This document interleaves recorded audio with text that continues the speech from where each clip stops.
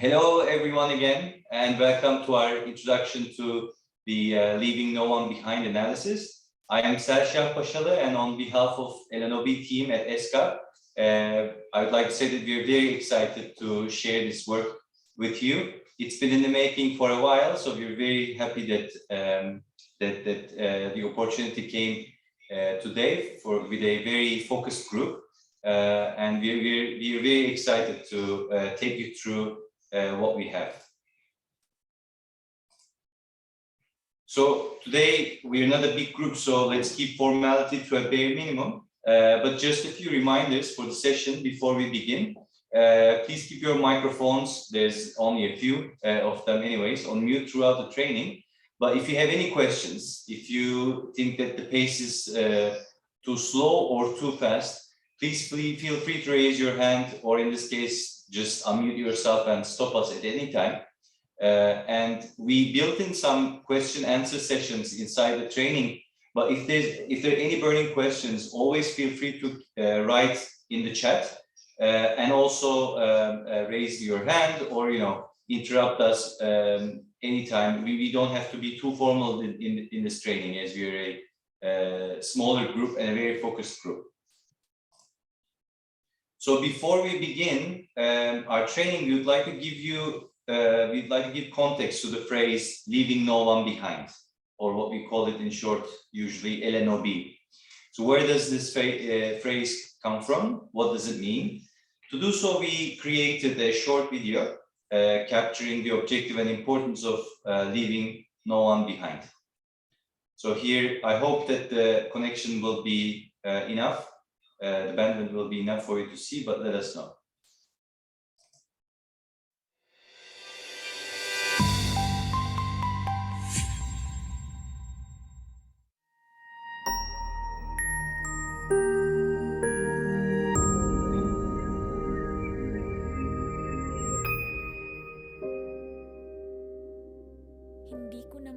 I didn't realize my 3-year-old son was ill. I thought he was small, just like me. I usually give all my children home remedies with leaves and coconuts when they get sick. The free health clinic is a 3-hour journey. When I finally made the trip there, they told me he was seriously ill. I had no idea. My son is now 5, but he still cannot walk.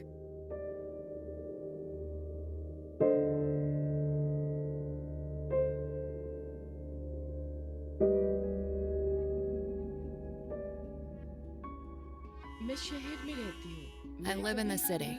I never went to school. I work in 6 houses each day as a maid so I can send my kids to school. 5 years ago, my husband left. Our bank account was in his name. He took all the money I had earned. I still don't have a bank account in my name.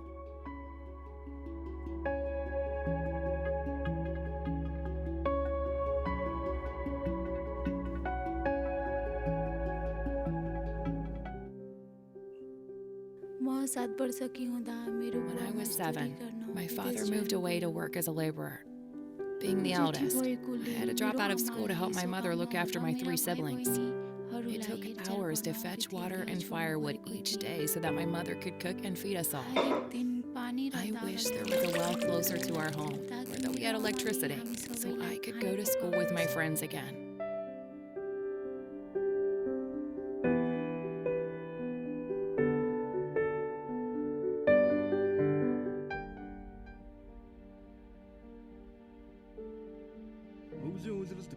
During the winter, most of our salaries are spent on coal.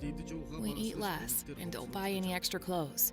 Our children are home for most of the winter because of high pollution levels. So to keep them warm, we need to burn even more coal.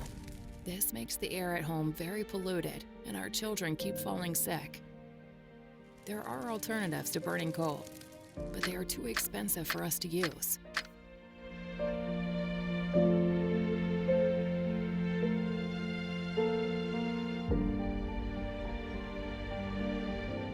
These are real stories, representative of countless similar struggles across Asia and the Pacific.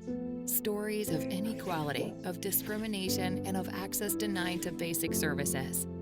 Millions of children are malnourished, and many more drop out of school to help their parents. Too many people do not have their own bank account, and many households cannot afford clean fuels. Who are they? Where are they? How can we identify them? In response to such injustices, the United Nations 2030 Agenda for Sustainable Development makes a call to leave no one behind. It represents the unequivocal commitment of UN member states to eradicate poverty in all its forms, end discrimination and exclusion, and reduce inequalities and vulnerabilities. To leave no one behind means providing access to basic services and opportunities universal, irrespective of a person's age, sex, ethnicity, wealth, or place of residence.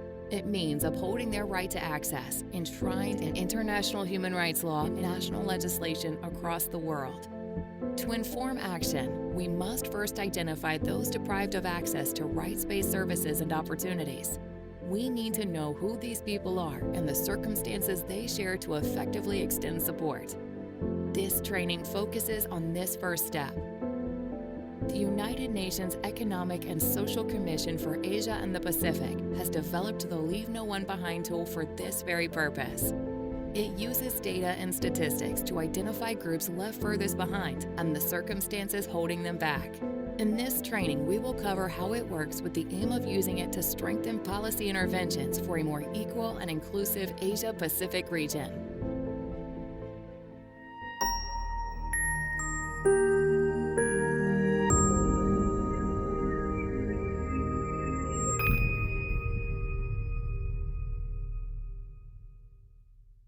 I hope that this video resonated with all of you as it has for us in guiding our work on a daily basis. To hear from those left behind, to find them and to be able to include their voices is an ambition worth working towards. Though our analysis today is only the first step, we are confident that with your support, together we can carry forward the agenda to reach out the furthest behind. Our intention is to use data-driven analysis, which we will show you today, to initiate the process of identifying the furthest behind. And with each of your individual expertise, we combine data with other important tools that will help create and implement policy changes to reduce inequality and promote equal access for the furthest behind groups.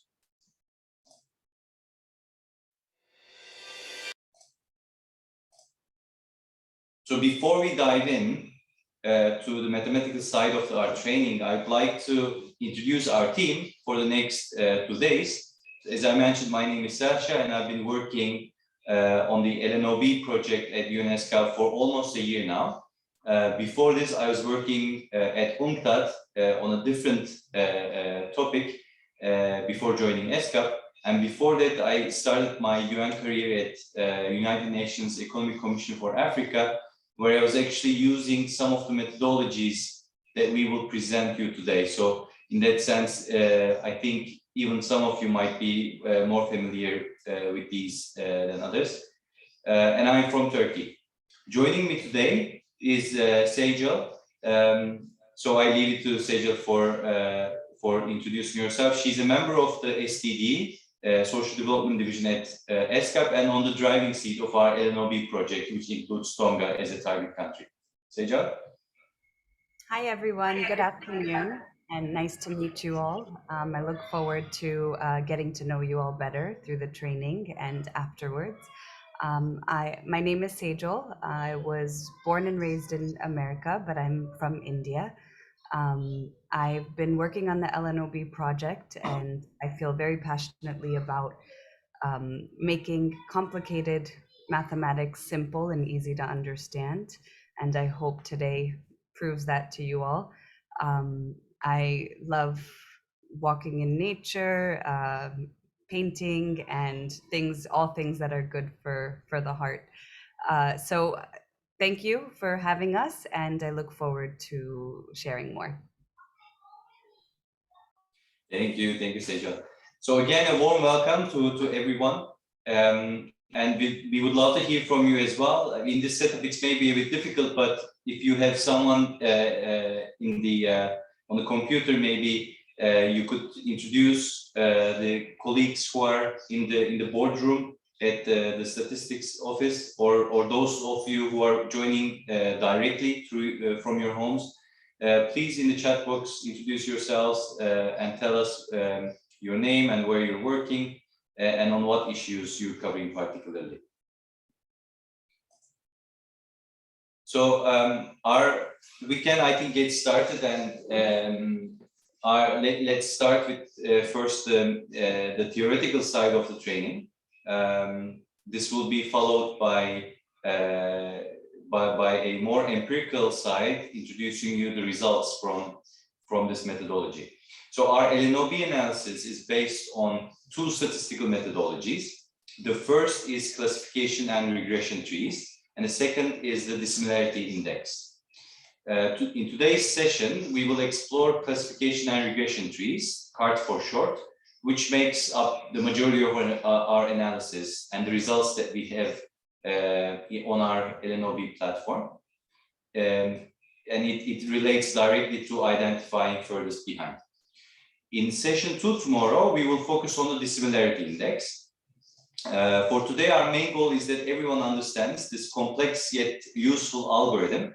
So if at any point you have a question, again, please feel free to use the chat box to ask directly. Myself or my colleague, we're monitoring the chat box rigorously. But also feel free to raise a hand, and we can stop at any time.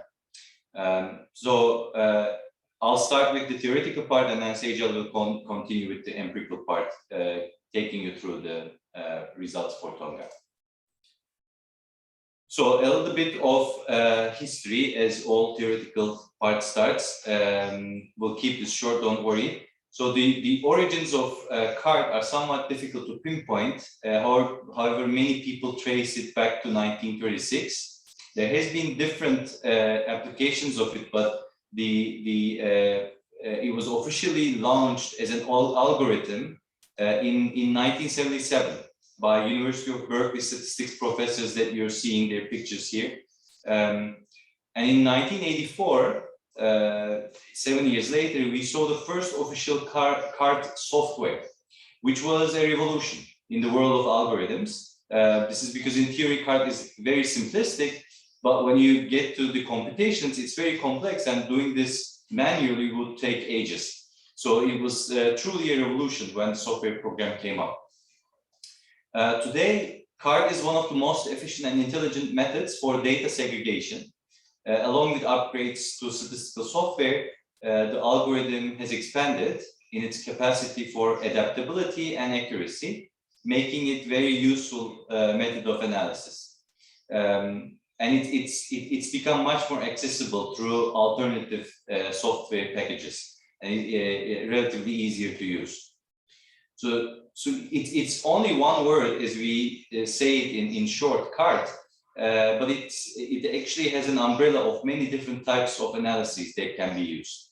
Today, we'll focus on the one that we have used for the LNOB analysis. So in the next slides, I'll also try to narrow down the scope of CART and the family, the particular specification that we are using.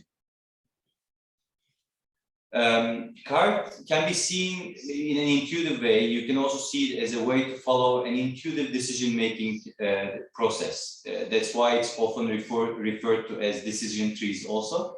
To start off with, here is a very simple map or a decision tree, giving you a glimpse of a thought process behind the decision tree. So, for example, starting from the very left, would you like to identify the furthest behind groups? If the answer is yes, you could take the LNOB methodology training. If the answer is no, then, well, consider another question. Would you like to identify the furthest ahead groups? Then if you say yes, you go again to the methodology training. And if you say no, then would you like to learn something new? Another question to consider before you finalize your decision.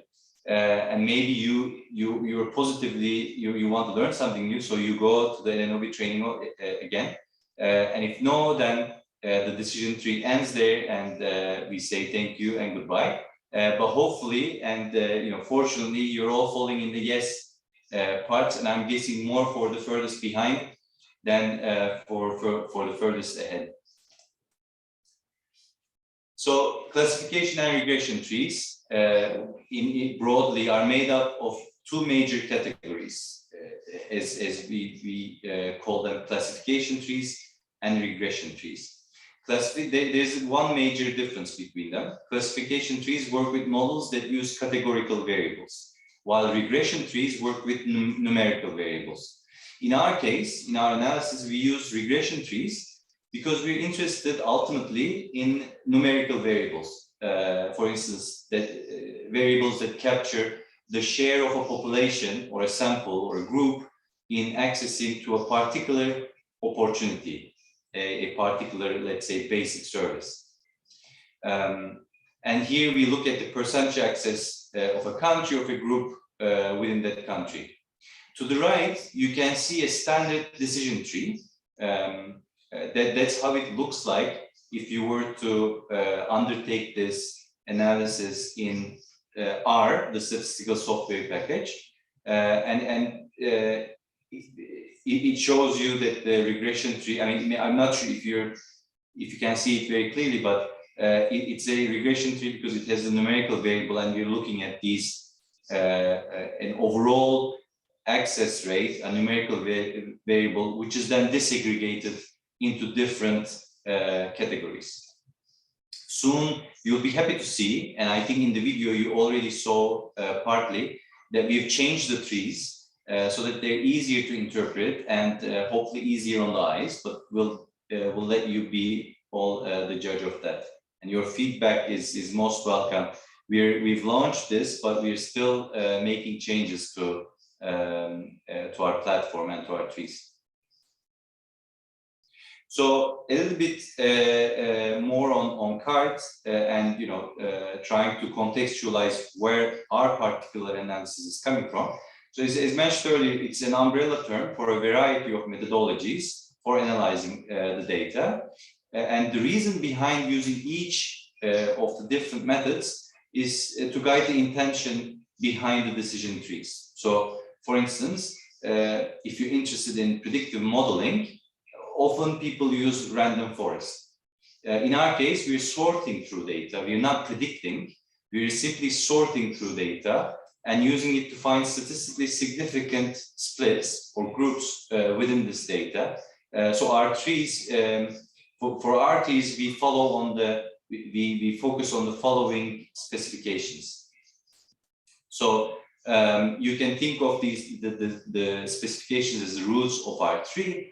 The first one, the most important one, is that it's regression based. So it's the regression tree. We're creating regression trees that are calculating the average access rate at every node of the tree. You'll see this soon enough through a abstract or a theoretical example, and then followed by Tonga's examples. Second, our trees are binary, which means that each branch splits into a maximum of 2. Third, we must decide how our trees are being split.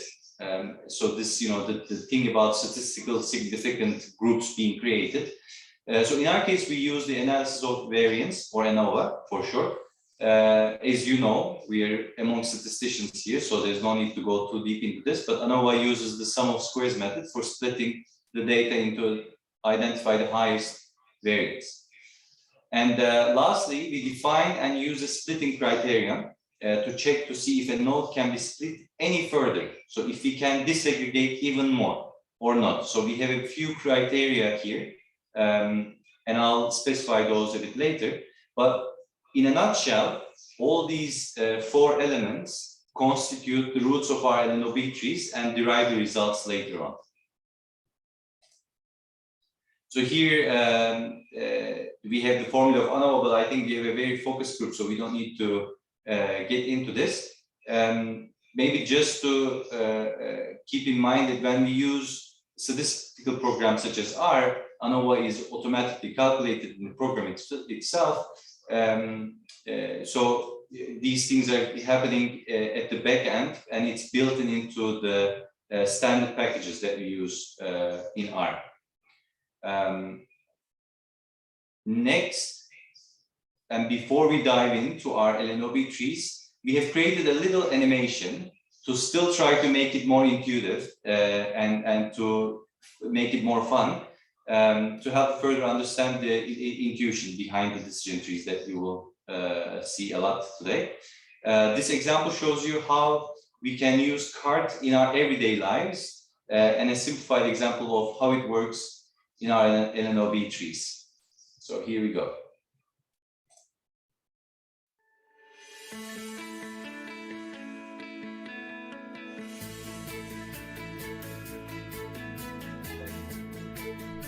To identify the furthest behind in key development areas, the United Nations Economic and Social Commission for Asia and the Pacific has developed a Leave No One Behind tool. This tool centers around the classification and regression trees, also known as CART. Let's start off with an intuitive example from daily life to explore how the CART methodology works. Meet Asha. She is a data scientist and loves swimming. She usually decides to go swimming, depending on some combination of weather and work factors. As a data scientist, she wants to identify the circumstances that make her more or less likely to swim. So, Asha begins monitoring her daily activities. Though brushing her teeth, for example, might have some correlation with feeling good and healthy, it most likely does not impact her decision to go swimming. Instead, she identifies factors such as air temperature, humidity, workload, and social commitments to be more relevant for her decision to swim. Asha also believes that weather and social commitments are the greatest contributing factors. But let's not assume, and instead use the CART algorithm to reconstruct her decision-making process. The CART algorithm produces decision trees which closely imitate how most people make decisions. So let us explore which circumstances are most likely to influence Asha's decision to go swimming. Asha collects data for these circumstances for 14 days. And after running the CART algorithm on her data, she finds that the most important factor is air temperature. This is therefore the first split in her decision tree, and comes before all other circumstances in explaining the variation in Asha's swimming pattern. When it's cold, she tends to avoid swimming. When it's warm, she is more likely to swim. Next is humidity. That's the second split. When it's hot and humid, Asha always wants to go swimming. Finally, workload is the next split. When it is cold and she has a high workload, she is least likely to go swimming. Interestingly, after our calculations, social commitment doesn't seem to impact Asha's decision to swim. Our decision trees help us map data in a way that categorizes and creates an intersection of circumstances to lead to a defined outcome. In Asha's case, the combination of warm weather and high humidity always leads to her swimming. And the combination of cold weather with a high workload makes her least likely to swim. Now that we can see the intuition behind the decision trees, let us look at an example of how the CART methodology works in practice. Let's choose the indicator, access to electricity. The CART algorithm uses a splitting criterion to determine which circumstance explains the greatest amount of variance between groups of people who either have or do not have access to electricity. We can see two possible splits for our indicator. The top splits on education. The bottom splits on residence. The residence split results in groups that are more homogeneous. In other words, a place of residence leads to greater differences between population groups than a different level of education. Therefore, residence would become the first split in our LNOB tree. CART analysis doesn't stop at the first split. It analyzes subsequent nodes to see if more variance can be explained from further splits. In the example above, the urban residence node is further split by education, while education isn't as important as residence in the overall sample. It emerges as an important circumstance where we zoom into urban areas. Here we see that it creates a significant gap in accessing electricity, whereas in our rural population, there is no further split of the data. our LNOB tree did not grow beyond rural areas for one of two reasons. The first possibility is that our sample size is too small to meaningfully follow the statistical process to split further. The second possibility is that the CART algorithm found that the access rate of electricity in the less educated population in rural areas is not much different than the access rate amongst higher educated population in rural areas. In either case, our tree shows us that people living in rural areas are our furthest behind group, with only 25% access to electricity. These are simple examples to explain the theory behind the CART analysis. The LNOB trees on our online tool are more informative and reveal further intersections of circumstances that create disadvantage or advantage for a variety of chosen indicators. The results are available for download in different formats on lnob.unescap.org.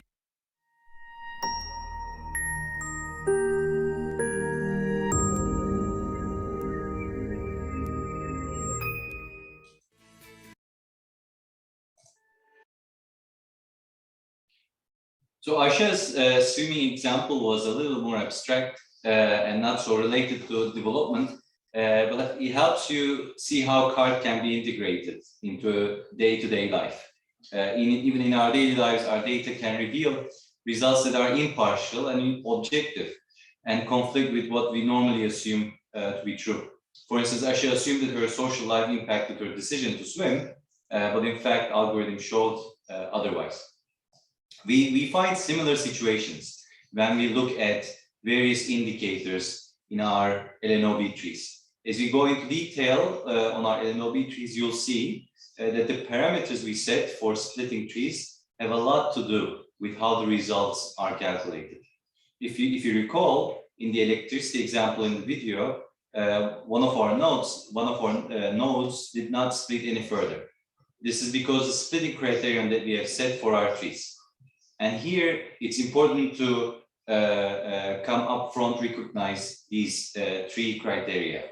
The first one is we do not split further than a depth of 6 levels. You can think of these as disaggregations, building up on one another. And it relates to sample size. This means that we look at a maximum of 6 circumstances that impact access. The second is an absolute criterion where the end nodes must have at least 49 observations. If it's less, the tree will not split any further. This is a recommendation that we follow from the data source itself, that there should not be any statistical analysis if the observations are less than 49. The last criterion is a relative one, where our end nodes must have no less than 9% of the weighted sample size. This splitting criterion can change depending on the analysis, though. For example, in our standard analysis, we consider 9%.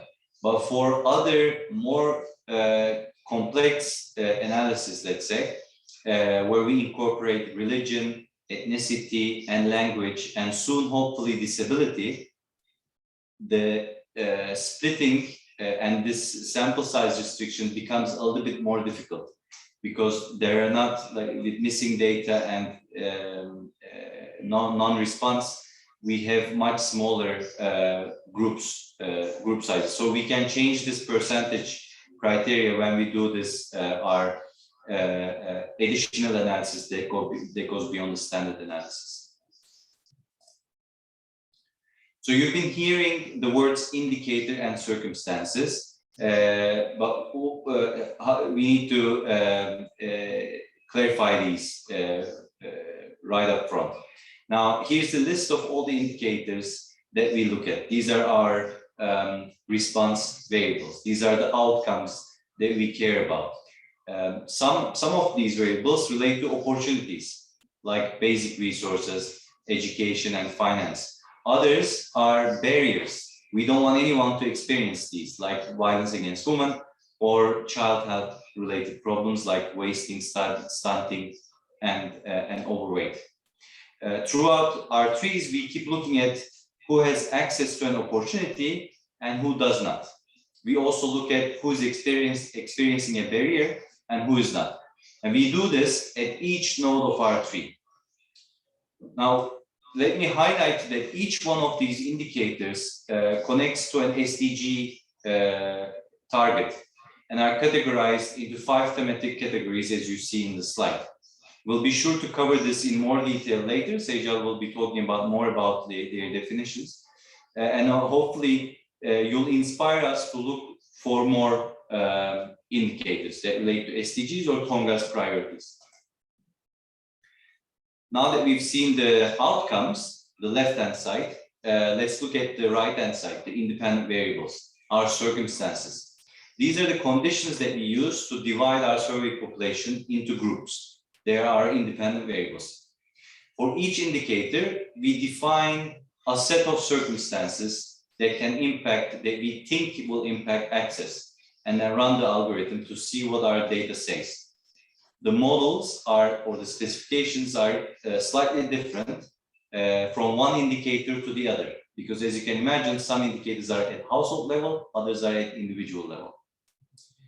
When we look at access to electricity, for example, as an indicator, we're looking at residence, education, and wealth as possible circumstances that might create these splits within the sample. We often find that it's not just one circumstance, but an intersection of these circumstances which creates disadvantage in access. So furthest behind groups often come from the intersection of these circumstances. So a little bit on the data source. All the data you use comes from DHS or mixed surveys. And these are the surveys most of you are, I'm sure, already know. These surveys, they monitor data for a wide range of indicators in the area of population, health, and nutrition. The reason we choose these surveys is because the data is uniform and can easily be compared. It's easily accessible, and it includes a rich set of questions on health, demographic, and socioeconomic indicators that's available at the household or individual level. Now, these, in our region, in Asia and the Pacific, these surveys are available for 29 countries. So we can also look a little bit into regional comparability. So let's begin exploring our LNOB trees. Again, in general, next will be Tonga. Through this example, you will see how simple they are to read, especially compared to the R output that we showed you earlier. So in this particular tree, we're looking at access to electricity. As per our model and availability of data, we include 3 circumstances: household wealth, residence location, residence of the household, and highest education level in the household. Now, the first node, where the number 1 is what we call the root node. And this represents the average access rate to electricity across the entire sample. Now, this could be a country, an entire country, or it could be a province within a country. It depends on what the sample is. In this case, we're looking at a country we shall not name, but it's very close to you. On average, here you have 93% of the population having access to electricity. That's where we start with the first node. At every node, our tree splits into 2, as you remember. And here we see that the first node split into 2 branches. Each branch splits a sample of survey respondents by a different circumstance. In this case, the first split was household wealth. This means that our algorithm found the highest variance among groups divided by wealth. It checked everything. It checked wealth, it checked residence, and it checked education. But out of the 3, when it was doing these 2-by-2 splits, it was wealth which created the most statistically significant or different groups. The branch also, it's important to note, adjusts its size based on the proportion of the sample size. So in this tree, not only the access rates on the nodes are shared, but also the size of the population is also built in. So you can see that here, the top 60 wealth bracket is slightly thicker than bottom 40, and that's by construction of the wealth groups. But at the later nodes, it doesn't have to be that way. So it's all also a very important information to discover and explore as you go through the trees. So here on number 3, every line that is highlighted in dark gray in our trees, they represent a certain group. In this case, the node at 3 is the bottom 40% of the households who are coming from the bottom 40% of the household wealth distribution. And they have an access rate of 82%. As noted earlier, at every node, at every gray, dark gray highlight, we calculate the access rate of the indicator at hand. So all these numbers at the dark grays are telling us the average access rate of that particular group. Our light blue nodes are our furthest ahead nodes. This applies to all the indicators across the platform. So light blue indicates the furthest ahead, the luckiest group. This node has an average access rate of electricity of 100% in this country. It doesn't have to be for different indicators, but in this case, in electricity, in this country, top 60% households in wealth have 100% access to electricity. And there is no more going beyond this, basically. So they're there. And therefore, the tree does not split anymore. The light gray nodes at the very right of the tree, around the number 5, we call them the terminal nodes. So our tree continues to split until no variance is found or our defined splitting criterion is not met. Just a quick reminder that our key splitting criterion is 6 levels, minimum 49 observations, or 9% of the weighted sample size. In this case, our terminal node is 5 is showing us that access rate to electricity is 93% for people in the bottom 40% of the household wealth distribution and with higher education.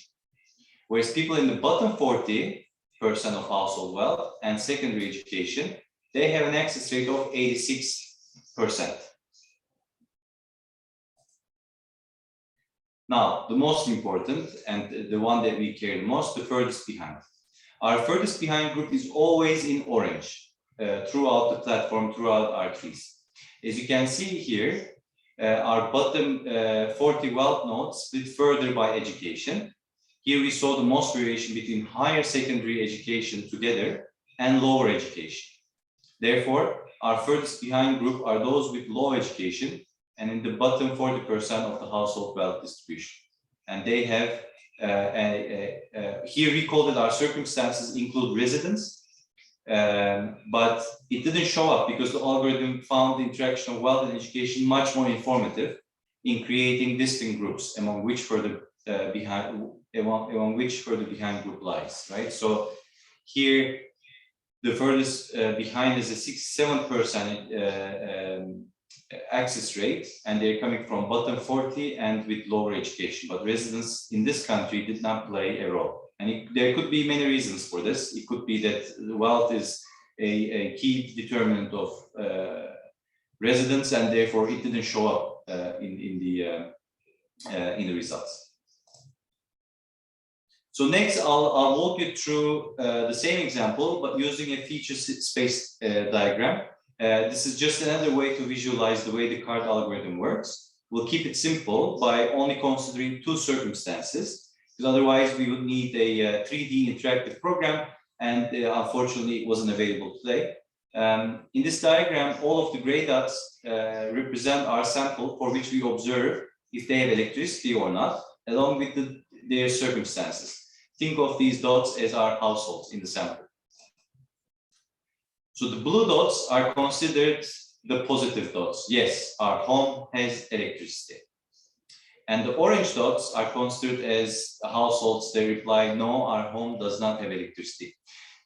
Please note that our definitions for access rate are guided by SDGs. And in our tool, you'll find the exact definition of what that entails. So when we run our cards to this sample of red, orange and blue dots, it finds that the biggest variation in having access and not having access is when we split the data by wealth, not by education. So the first split happens with wealth. It did not choose education because splitting by education would not create two splits as distinctly as wealth did. When we split by wealth, we see that on average, 82% of households in the bottom, 40% of household wealth have access rate to electricity, whereas 100% of households in the top 60% of household wealth have access to electricity. So this corresponds one-to-one to the tree that you have seen earlier, but they're different visualizations. Next, we are going to the depth 2, to the second level. And if you, as you recall, we don't go beyond 6. Often we don't even reach there. So at the level 6, we're focusing at we can no longer focus on top 60 because there's 100%. There's no more segregation that can be done. So among bottom 40, the methodology splits the households, splits the households in three different ways, because we have 3 education categories. So it can group lower and secondary education together and tertiary separately and look at the access rates of these 2 groups. The next option is it can group lower and secondary together it can keep lower as one entity and then group secondary and tertiary together. And in the slide now you're seeing this example. Lower is separate, secondary and tertiary are grouped together. And the third option would be lower, secondary and tertiary are all independently checked. Our algorithm checked all 3 possibilities and found the highest variance in the second combination, the one that you see. Lower households with lower education as one group with an average access rate of 67%. While secondary, tertiary educated households constitute a second group with an average of 88%. But we know that this is not where we stop. At least there's still further splits to be made. But at this level, we've already found our furthest ahead and we have found our furthest behind. But the methodology, if there is possibility of splitting based on the criteria from ANOVA and also the number of observations left out in the bins, it will continue. And the algorithm basically checked if secondary and higher population education households showed enough variance to split further. And indeed they did. It showed that our households with highest education as secondary has an average access rate of 86%, and our households with highest education as tertiary has an average access rate of 93%. So these are statistically significantly different from one another.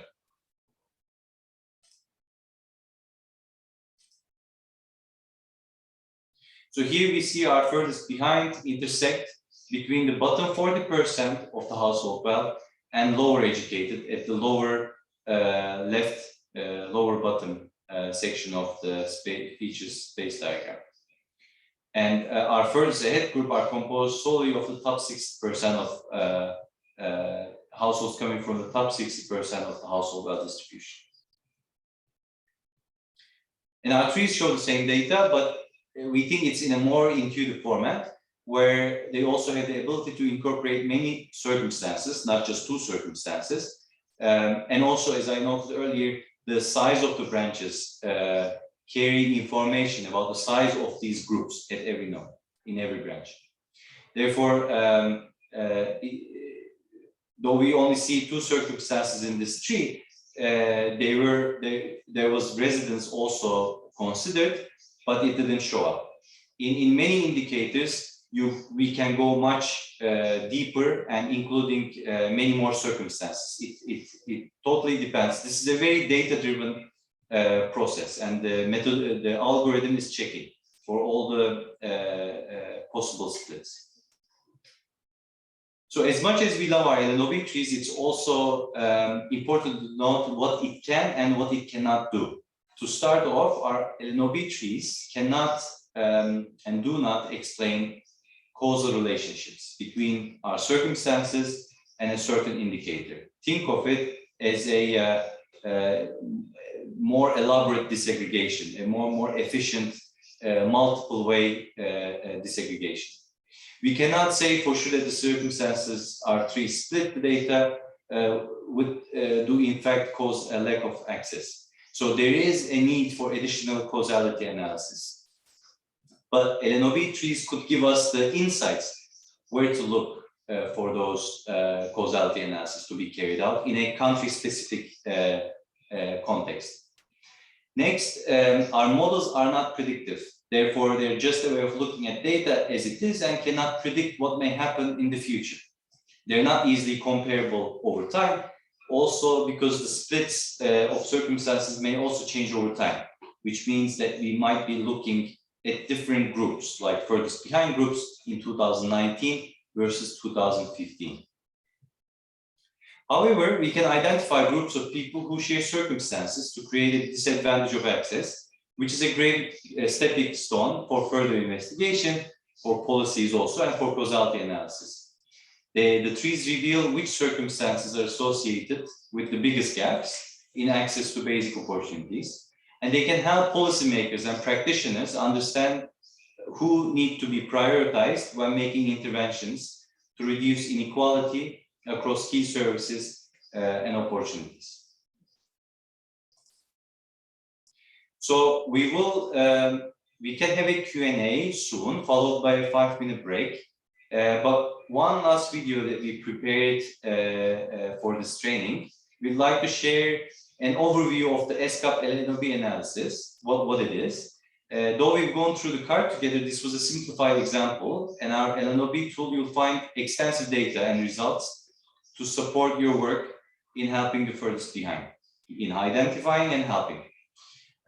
So I'll play this video and then we can open up to questions, clarifications, and then have a quick break. To support governments and the UN system in the Asia-Pacific region, United Nations Economic and Social Commission for Asia and the Pacific has developed a Leave No One Behind tool.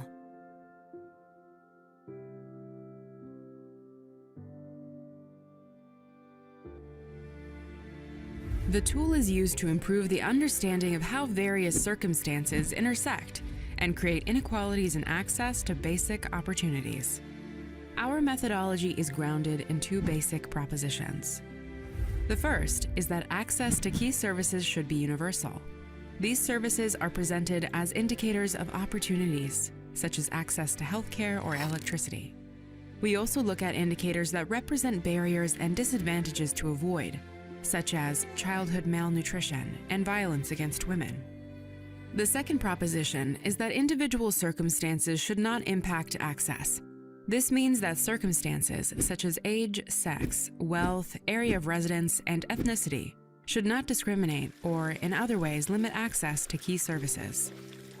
At the root of our LNOB methodology are classification and regression trees, or CART for short. The CART algorithm divides individuals and households with different access levels into distinct groups based on their shared circumstances. The process creates non-stereotypical results that often defy our assumptions about who the furthest behind and furthest ahead are in accessing opportunities and avoiding barriers.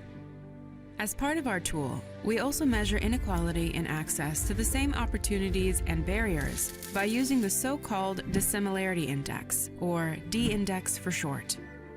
The D-index provides a single number of inequality, similar to the Gini coefficient, for income inequality for each indicator. This allows for easy comparisons across countries over time, or between provinces in a single country. The 2 primary data sources to carry out these analyses are the multiple indicator cluster surveys and demographic and health surveys. DHS and MICS are publicly available for many Asian and Pacific countries. What makes our tool unique is that it generates results that are visually attractive and easy to interpret.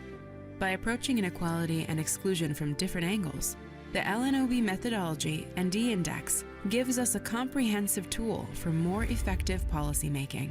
The non-biased view and data disaggregation forces us to pay attention to nuances and tailor policies to specific areas and groups of people. The results are available for download in different formats on lnob.unescap.org.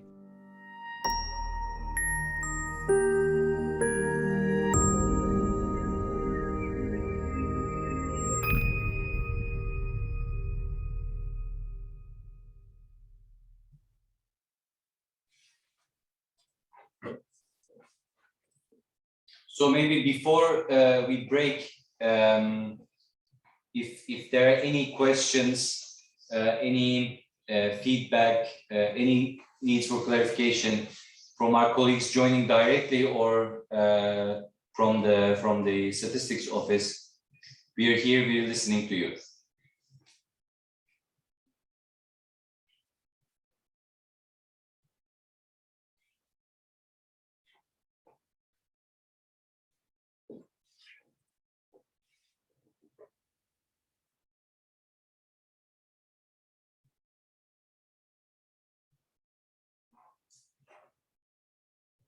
It looks like everything is clear. This is the advantage when you're talking to statisticians about something that's not so complex for them, but very complex for others. So if there's no questions, clarifications, maybe you're eager to look into the results of Tonga, we can do a 5-minute break and reconvene maybe at 8 o'clock here, so 3 o'clock there, or no, 1 o'clock there. I think I missed the time zone here, but.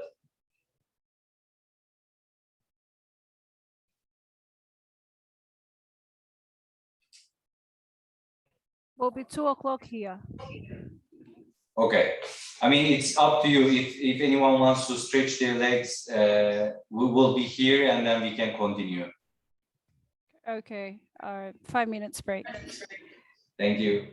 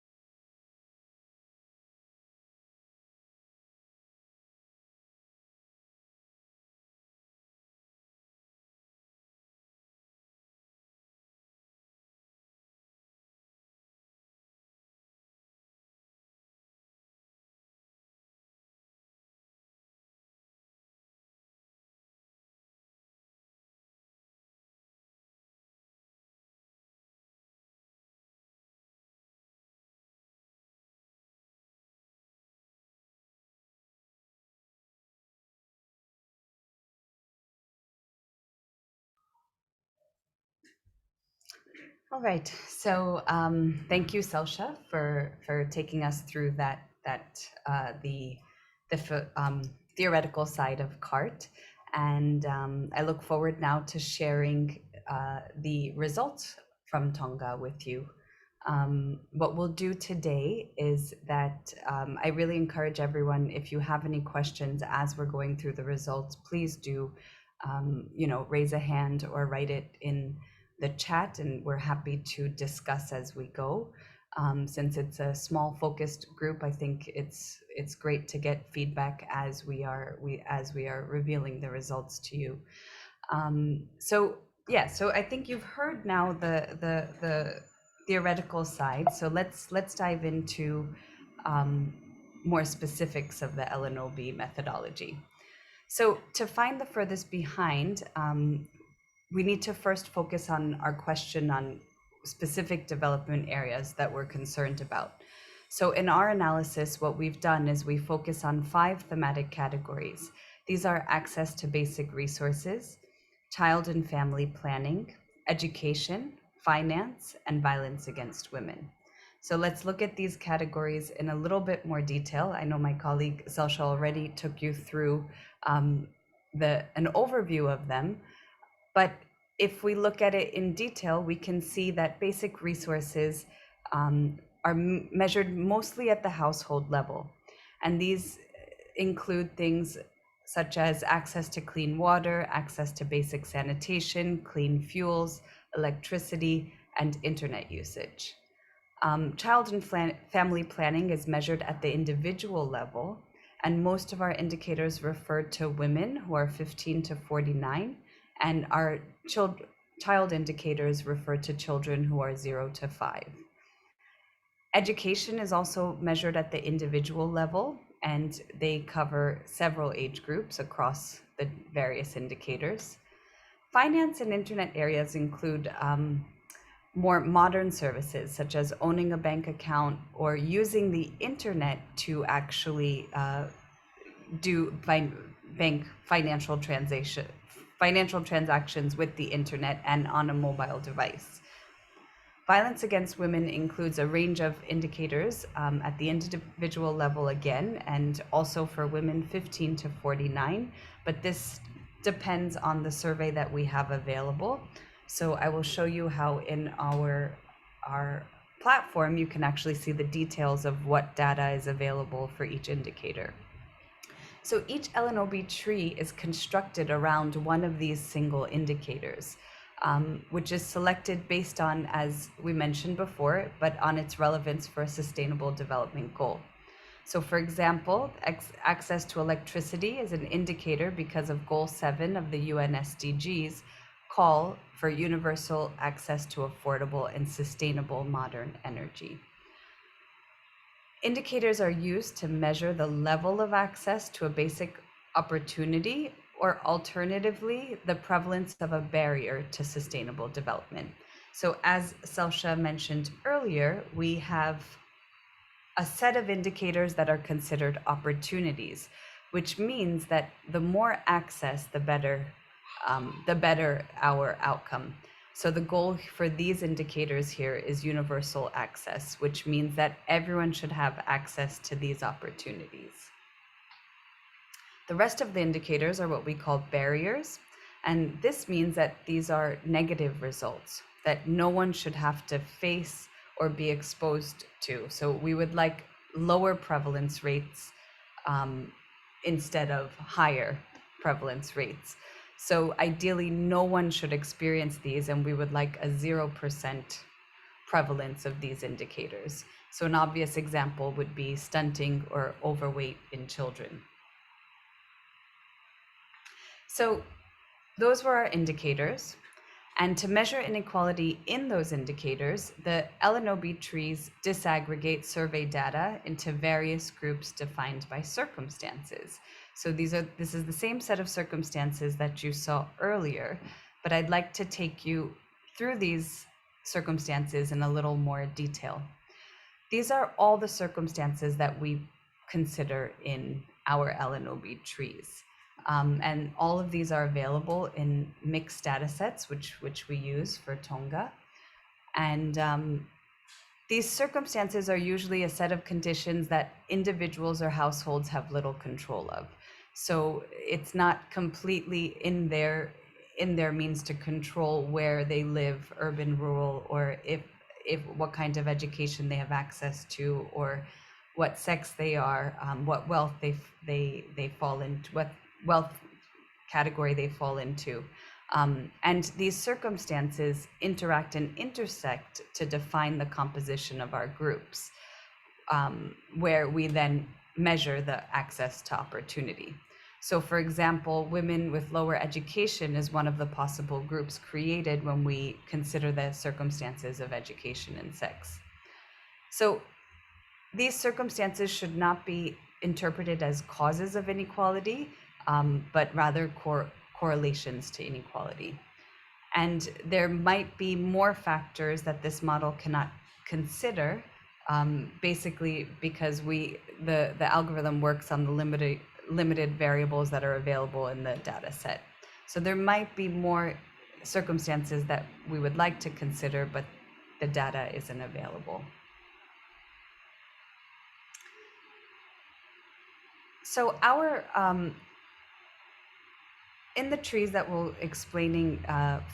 will be exploring for Tonga, we will primarily use these circumstances: age groups, education, sex, and children. These are the circumstances that actually vary, where we can have different possibilities and combinations. So for instance, age groups, when we look at most women's health indicators, we use 15 to 24, 25 to 34, 35 to 49. However, we have a pandemic preparedness indicator, and for that we consider another set of age groups, which is 0 to 24, 25 to 59, 60 plus. So these variables can actually change depending on the indicator we are looking at. Similarly, as you saw in the electricity example, our education, it separates it into three possible groups. So we can either look at the education as individual entities, lower, secondary, higher, and we also refer to higher education as tertiary, in case you hear that term in our results. Or you can club together lower and secondary as one group, higher as another, lower in one group, and secondary and higher as another. For sex, we look at male, female, and for our children, we look at boys and girls.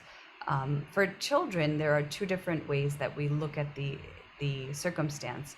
One is the number of children in the households that are under 5, and the second is the number of children born to the mother.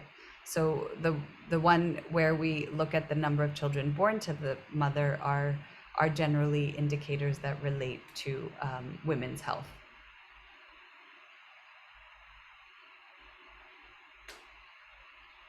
So not all of the indicators that we present are available or meaningful in Tonga, although we have a pretty good outcome for Tonga. The ones on the left are the ones we have successfully analyzed.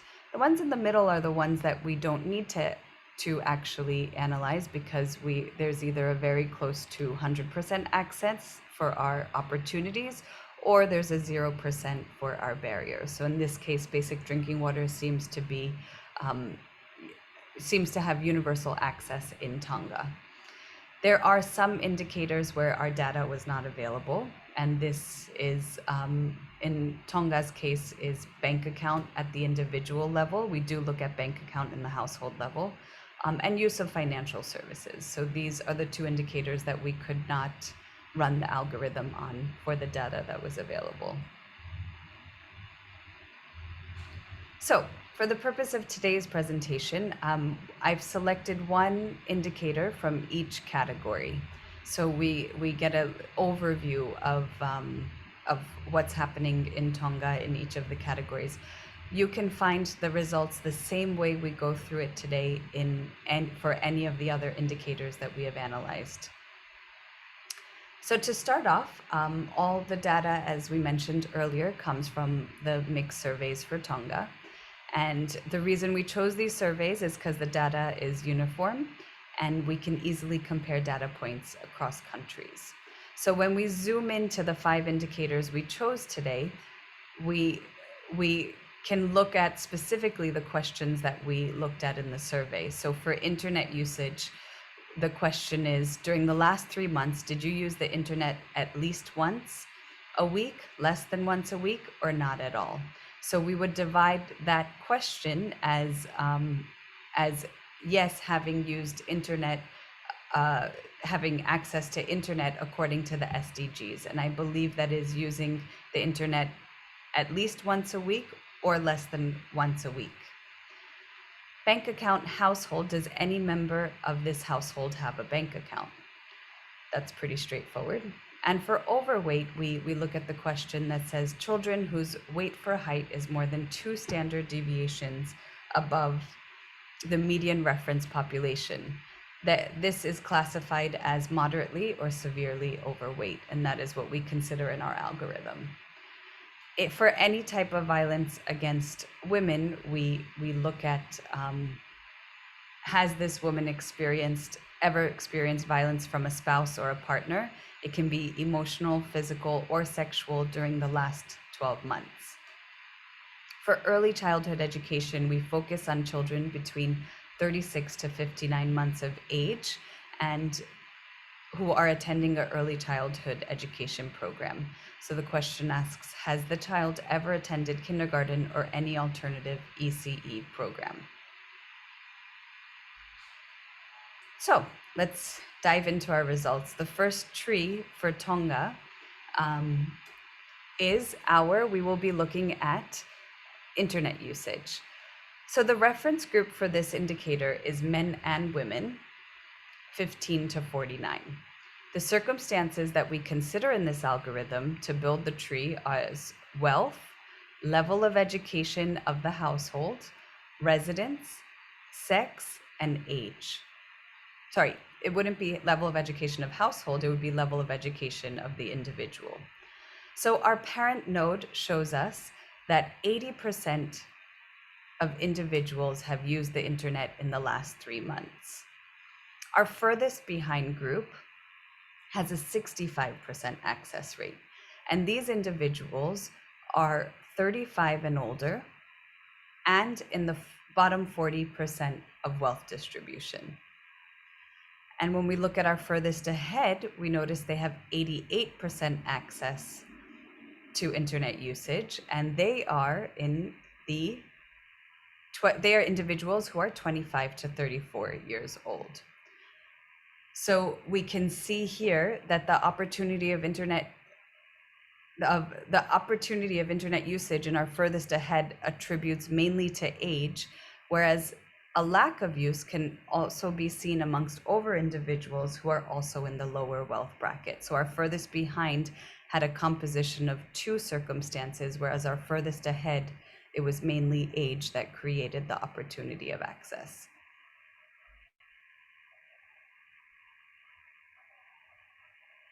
So now let's look at bank account. The reference group for this indicator is households. And the circumstances that we considered in this algorithm is similar. We look at household wealth, residence, and the highest education level in that household. So when we look at access to bank account, we see that our parent node says 86% of households in all of Tonga have access to a bank account. When we zoom into our furthest behind, we see that wealth is the largest factor in creating a disadvantage of access, and our bottom 40% of wealth distribution have a 73% access. Whereas our furthest ahead, which is a combination of wealth and education, so being in the top 60 wealth distribution and having the highest level of education in the household be tertiary, creates a 97% access rate to having a bank account.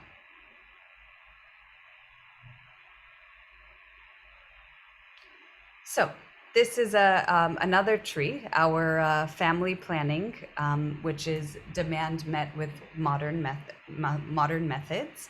And this is a very interesting and long tree. It's probably one of our few trees that actually go up to 6 divisions. We don't see this very often. So for this indicator, the reference population is women that are aged 15 to 49 and are in marriage and union. And the circumstances that we considered in the algorithm to build the tree is the wealth of the women, the residents, the women's education, age group, and the number of children born to her. So the number of children born could mean that she had a child, but the child didn't survive. So it's speaking of the woman's health and how many women she's birthed. So if we can see here that across the country, there is 50% access to family planning. And when we look at our furthest behind, only 27% of those women have access to family planning. And it's just one circumstance that creates this group of women. And those are women who have birthed 0 or 1 child. And the furthest ahead is much more composite of many different circumstances. And they are women who have birthed 2 to 6 children, who are older than 35, live in rural areas, are in the top 60 wealth distribution. And these women have a 63% access to family planning. So we can see that many factors have combined to provide an opportunity of access to family planning. However, a singular factor contributes to our furthest behind. Okay, so now before we go into the next indicator, I'd like to actually show you where we find these results. Because for us, it's very helpful for you all after this training or during this training, if anyone feels like exploring the website at the same time, please do. We'd like to show you how we actually get to these results on the website, because the platform that we've created, the intention really is that all the data that you could possibly use, ready graphs and charts, or even just the raw data is there for you to download and use instantly. So let me share with you our page. It's lnob.unescap.org. So once you get to our platform, you want to click on the analysis button. And today we are going to first look at early childhood education, Tonga, and 2019. And just press go. So if you'd like to join me at the same time, you can. And what you'll see in the first section, national analysis, is our LNOB trees. Now these trees are interactive. You can collapse the nodes and look at them sequentially. You can hover over the nodes and you actually will see, as my colleague mentioned earlier, Selsha, that the branches, the size of the branches is the percentage of the population. So if you see here, the percentage of population is 38%, whereas here it's just 8%. So it keeps, you can find more information as you hover through the trees. Now here you will find a summary of pretty much, very straightforward summary of who the furthest ahead is, who the furthest behind is. But here is where we actually list out the SDG. So you will find here details on which SDG the indicator is following the definition for. So in this case, it's in SDG indicator 4.2.2. Then you will see the data source, and this is the specific data. So just for instance, sometimes our internet usage indicator will only consider women, not women and men. So if that's the case, it will be written here.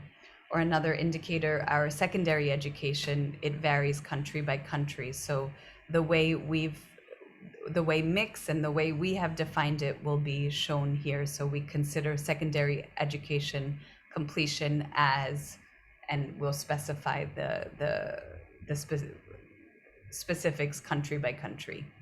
And following that is the different circumstances that we use and a little bit more information about those circumstances. So let's get back to the tree.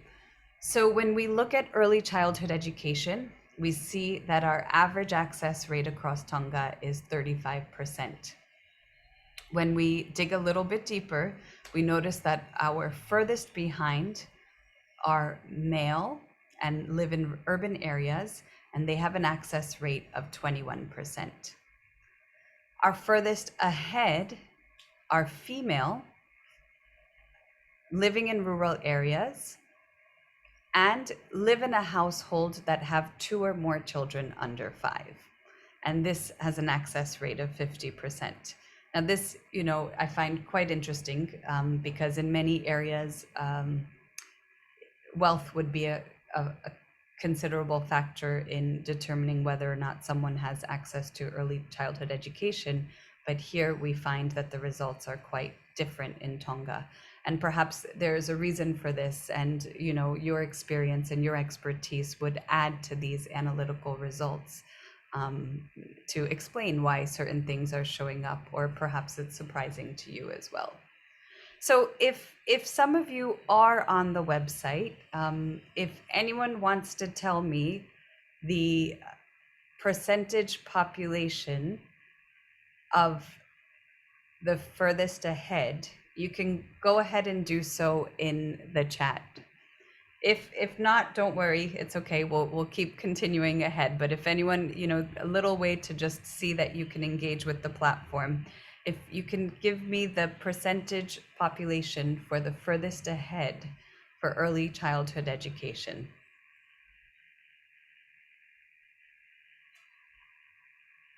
And you can write that in the chat if anyone feels inclined to. We have one person We do. who wrote 50%, Sarah. Okay. Thank you for sharing. I can't quite see. Okay, so that's the average, that's the access rate for the furthest ahead, which is correct. So the percentage population is when you actually hover over the node and you see the percentage. So this is 18, this node is considering 18% of our observations. So it's 50%, yes, it's the access rate of the furthest ahead, but if we want to look in more detail on what percentage of the population we're considering, it would be 18.3%. But we'll keep interacting with this as we go. Let me get back to our presentation.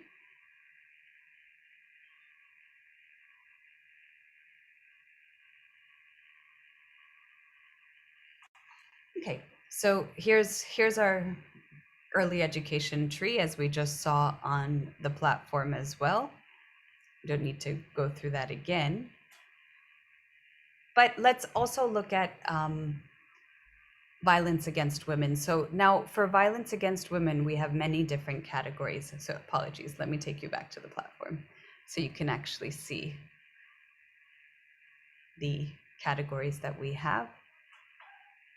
So when you look at violence against women, we look at any type of violence against women, which includes all of the various categories. We look at physical violence against women, psychological, which one can also, I think the SDGs refer to it as emotional violence against women, sexual or physical violence against women, or just sexual violence against women. This one, violence against women justified, is whether or not people feel that it is okay, that violence is actually justified against women. So this is our one indicator that includes both male and female, and it is not limited to 12 months time frame as the other indicators. So today we'll look at any type of violence against women, but again, if any of you focus on this area of work, you can go in and zoom in one of the different categories.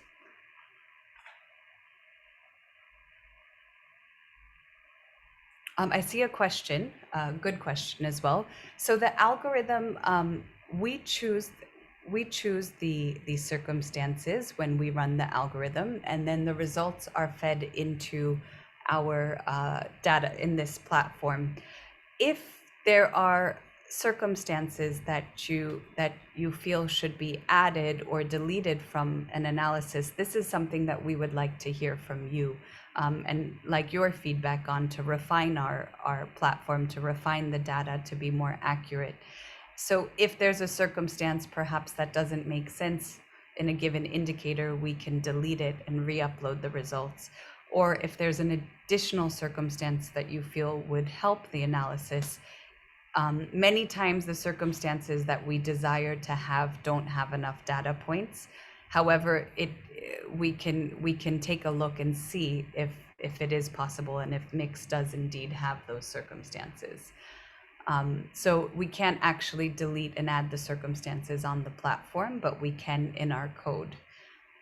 And the second thing is we will be doing a follow-up training to this where we would like to teach everyone to actually reproduce these results, where you will have more control of which circumstances are considered, or in case if new indicators want to be looked at.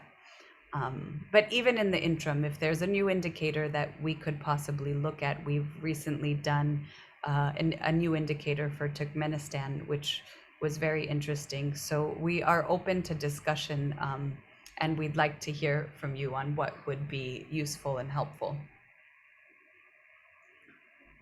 So this tree, so any type of violence against women, we see that at a national level, there is a 20% prevalence of violence against women.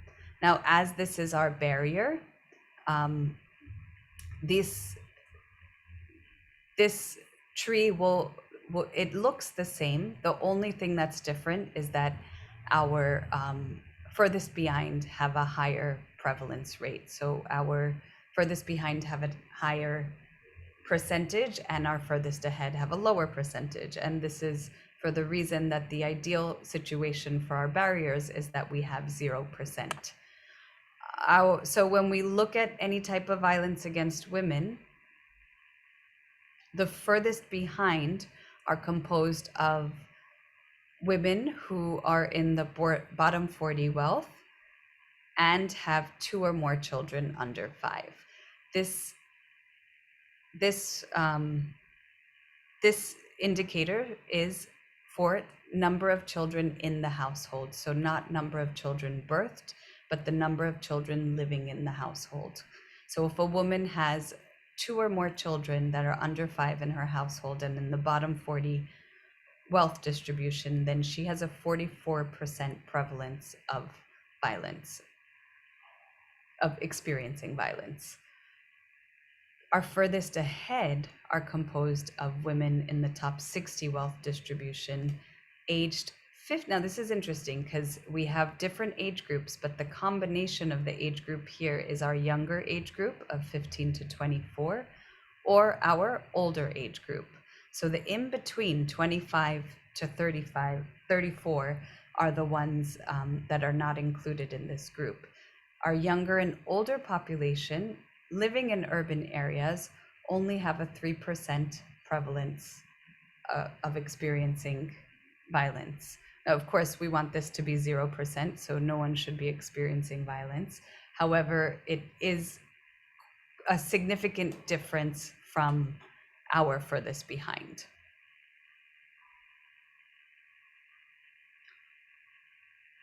Now, this is the same. We can see which indicator that the SDG indicator that that we are referencing to. I can ask you guys another question for this one. Let's see. What is the difference in percentage points between the furthest ahead and the furthest behind for any type of violence against women in Tonga? You can enter your, you can even do this just by looking at it. You can enter your answers in the chat if you feel so inclined.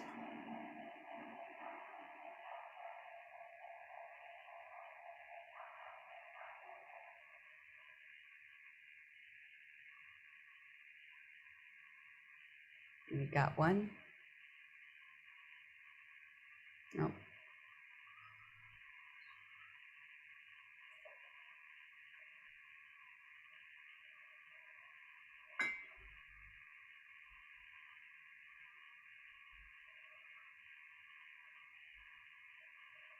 No one feels like doing a quick calculation? That's okay.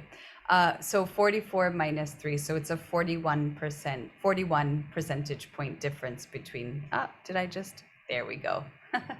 Thank you very much.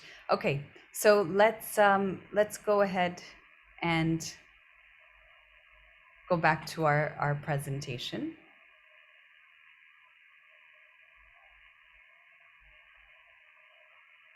Okay. So again, this is the same tree that we just saw on our platform.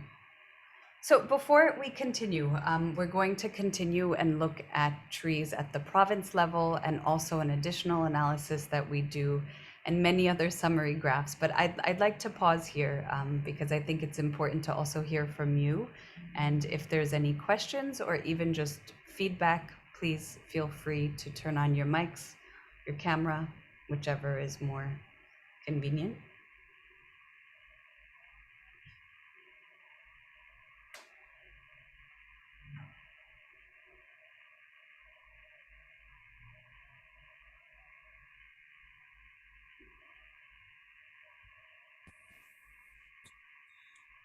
Sorry, I have a question. Can you please elaborate more on any criteria on choosing the circumstances? So what we've done is when we look at a indicator, we went indicator wise and basically chose which circumstances we felt would contribute to a inequality of access to that indicator.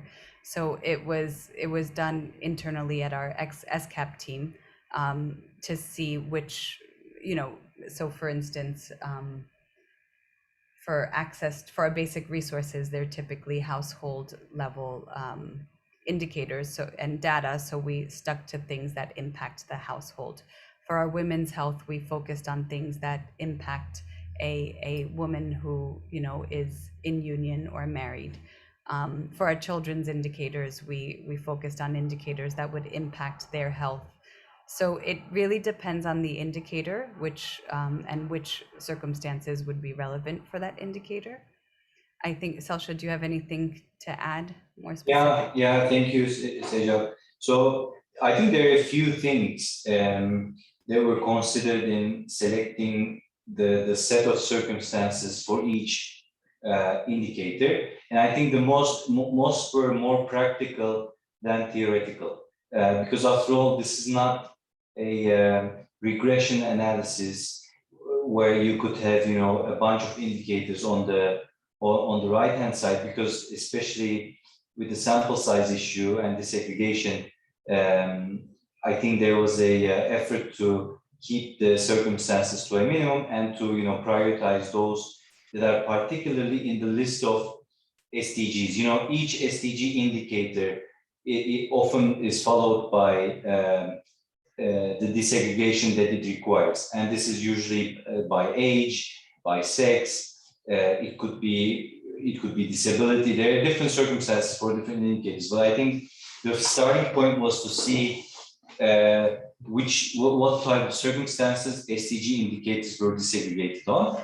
The next one is, of course, data availability, and also I think one of the most technical criteria for selecting circumstances that there was an effort to avoid circumstances that they could be simultaneously determined at the time of observation of the indicator, right? So the circumstances that are chosen in this sense try to look at circumstances that are, or these characteristics, household or individual characteristics, that are very difficult to change at the time of observing the indicator, and are, mostly selected early on, like the education level of education or the residence of location, things that are more difficult, so that, to keep this endogeneity to a bare minimum, because there is no, while in a regression analysis we can try to circumvent endogeneity through different methods like instrumental variables, in this purely statistical exercise, I think there was an effort to avoid complicated circumstances which could bias the results. But I think, we always see this as the starting point. And once, there's an interesting result on an indicator that people find, the data is accessible, is available. So it's always possible to get into the data and run a regression or more targeted with the indicators, and then controlling for more, selecting or building the empirical model following theory more than practice. Of course, all empirical researchers will have to face the data, the missing information problems, but definitely the set of indicators chosen are much less than used in the normal regression.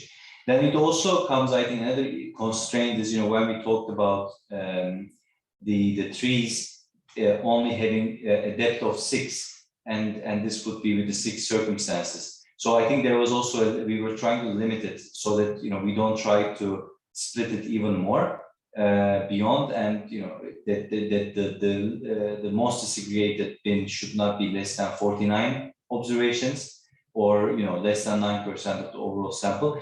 So, but in a nutshell, I think, to reply to your question, I think most of the criteria considered are more practical than theoretical in explaining that particular indicator. But this also, coming from the idea that this is more of a first step analysis, and not necessarily like the causal or more rigorous understanding of access to that indicator. Thank you. Thank you. Thanks, Sasha. So great. Is there any other questions from anyone else?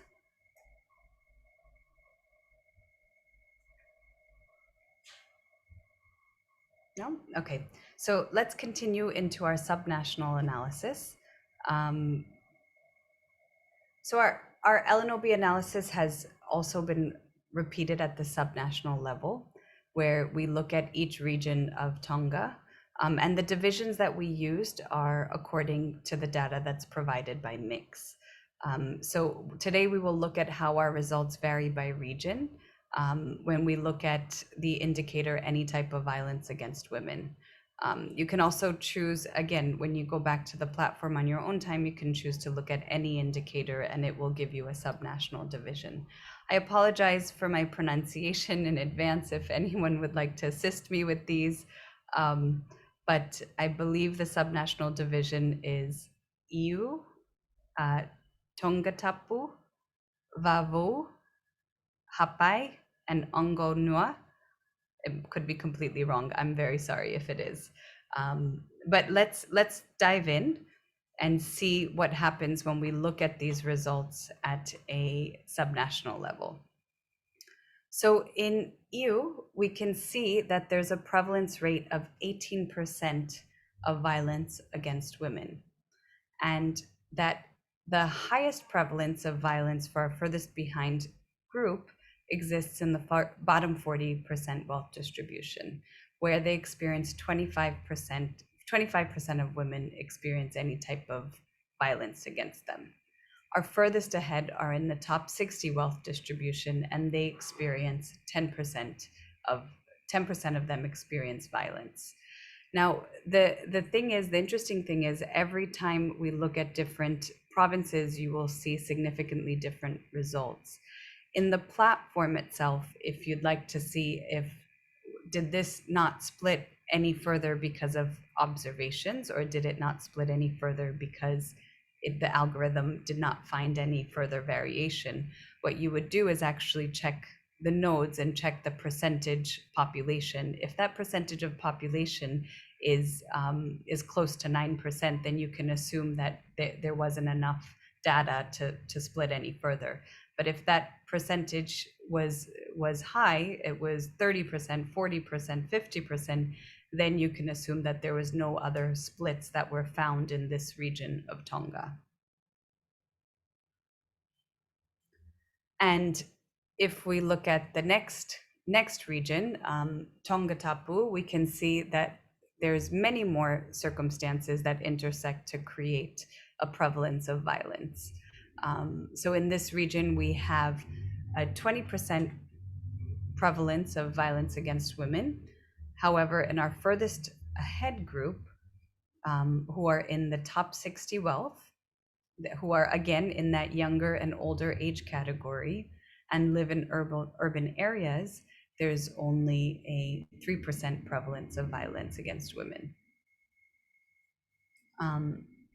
Our furthest behind group are found in the bottom 40 wealth distribution.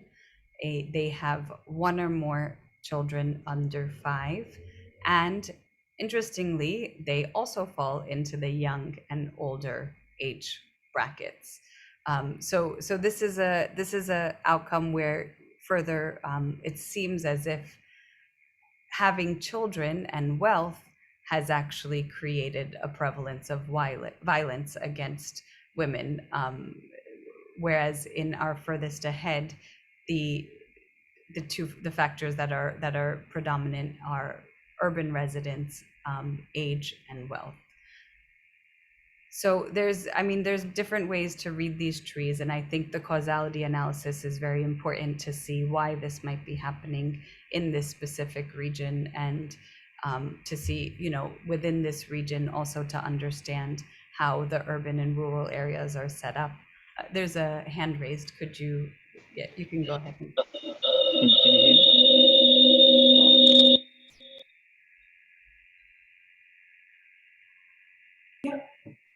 Sorry. Can you hear me?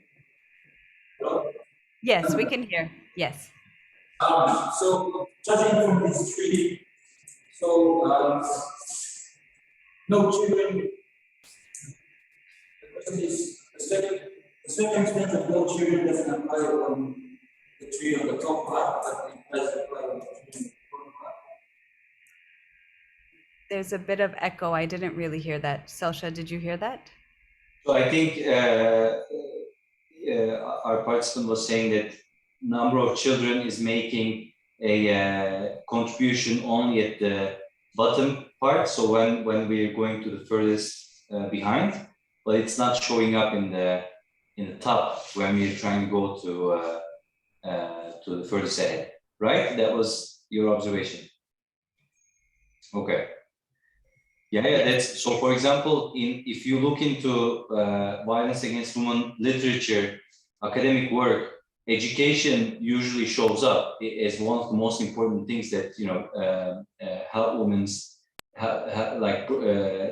reduce exposure through many different circumstances or mechanisms. Sorry, but education also doesn't seem to show up in Tonga Tapu. In creating these splits. But I think this is important to bear in mind that if a circumstance is not showing up on the tree, it doesn't mean that that circumstance doesn't matter. Surely each circumstance, I would expect that education in Tonga Tapu makes a statistically significant, it is associated, let's say, not causing, of course, but it is, I would imagine it's related. But here we're trying to find a group and trying to identify those groups through intersection of different indicators. So if maybe, these indicators are taking the explanatory power of education from education, and so education doesn't show up here. Same, when going to furthest behind, or the group that is most, so the algorithm is checking violence against women, right? We have zeros and ones, and it's trying to identify a group such that that group has a very high exposure, and it's going through the data, through the structure that we impose, this is all non-parametric, by the way, but the circumstances are there. So it's looking into the different groupings within the circumstances and trying to pick that group, identify that group that has the highest prevalence rate. And in going there, it picked up the number of children and bottom 40. It didn't pick up in going into furthest ahead. So, completely data driven. And this is also partly why, such analysis would need to be complemented by different research from the past, maybe looking into these. For example, if we had colleagues from UNFPA, UN Women, they might have some insights about why this might happen in Tonga, things like this. So this is like giving the kind of the numbers, the evidence base, but going into interpretation and understanding why this happens, it needs to be supported, basically. But I think that's, I stop there. Great, thank you. Yes, so it's, every region as well is so different. As you noticed, the one before, there was just one split, and here, these age groups overlap, but at the same time, there's one factor that really divides the two factors that really make a difference in the prevalence of violence. And it's also interesting to see that province to province, the difference in between the furthest ahead and the furthest behind varies quite a bit as well. So, you see here the difference between the two is 15%, whereas here it's much larger. So there's a larger divide in this area happening as well. Next, we have Bavu, I hope. Sorry, apologies. But here we see that, again, it's a different, oh, thank you, great. We see that age is the greatest contributing factor, and it's the first split. So this is our greatest contributing factor to our furthest behind group, which essentially is showing that when you are in the age group of 15 to 34, you experience more women experience violence. 29% of women are experiencing violence in that age group in this region, which again is different from our other areas. And our furthest ahead, who are the older population and have one or more children, are experiencing less violence. So there's a prevalence of 10%. And in the region generally, it's 21%. And again, you can look at these. I think the branch of this tree is quite thin, so it would be important to look at what the percentage population is. Perhaps this couldn't split anymore because there wasn't further data, but this may have just ended there because there was no other circumstances that contributed to the furthest behind. And the difference between the furthest behind and the furthest ahead here is 19%. You can also look at the difference of the furthest behind to the average access of that region. So to 8% in this case, 8 percentage points. It's the way we've also set up the platform is that you can download the raw data and use whatever figures that are supporting the work that you're doing. So it's not necessary that you have to also use this exact tree. You can use the nodes in between the trees. So for instance, if we want to go back here, if we want to look more at these middle nodes that are happening here, so the division between the age groups, this middle age group, we can focus in on why the prevalence rate is higher there in the top 60 wealth. But there's many different ways to use the data. I think it's important to understand how to interpret it and then use it in ways that support the work that you're doing. So let's look at, let's go now, let me show you where you can actually find this data, the province regional data on the platform. It's the same website. So when you click on our any type of violence against women, Tonga 2019, so we're already here. Then you scroll, you can either just click right to subnational analysis, or you can scroll down. It all shows quite sequentially. And here you will find all the provinces. Now, when we get to the province level, there are some provinces that won't have enough data to run for all indicators. So here we have 5 regions for Tonga, but here only 4 show up for this indicator. And that is because those are the provinces that we have data for. Again, you can see the information tab is the same as the one on top. But our decision tree is the same as above as well. So let's hover over the population sizes. So here you can see that the percentage population is actually 52%. So the algorithm did in fact not split further, not because we didn't have enough data, but because it did not find any further variance in the other circumstances that we are considering. So the next, let me just check quickly.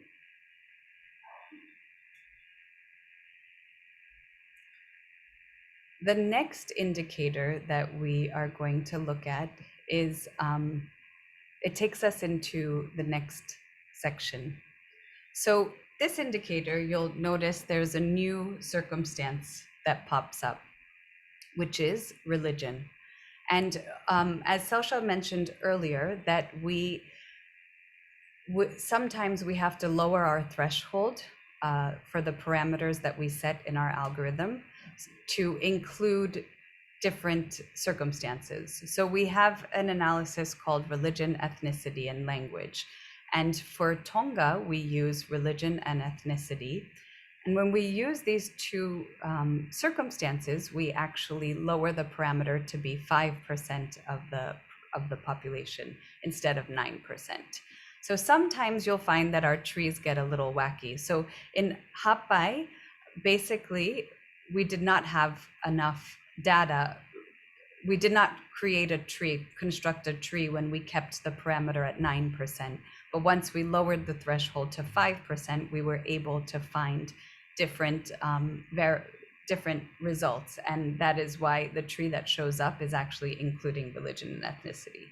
So I'm going to take you through this in just a moment, but we just wanted to let you know that some of the regions, when you look at them, because data becomes smaller, you might not have a standard analysis tree. It might move into including religion and ethnicity.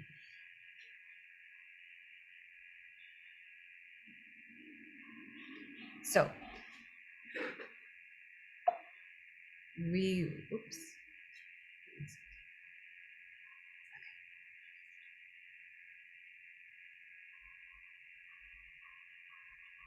All right, so our standard analysis, this is the same bubble of circumstances that you saw before, but we just took out this one little bubble. Our standard LNOB analysis considers these circumstances, and as we discussed earlier, it changes indicator by indicator. Our including religion, ethnicity, and language analysis adds this additional circumstance. So when we add this circumstance, we're not just adding it at the province level, we are actually adding it across the board. So we're also adding it to our indicators at a national level as well. Okay, so can you elaborate why Ongo Nua is not represented in the last tree? So let's see. Let me take us back to the platform.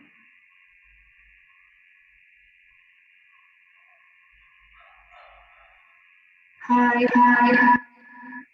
Hi.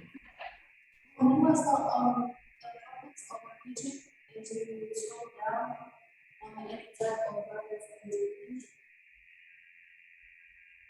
Sorry, I can't hear too well. So just the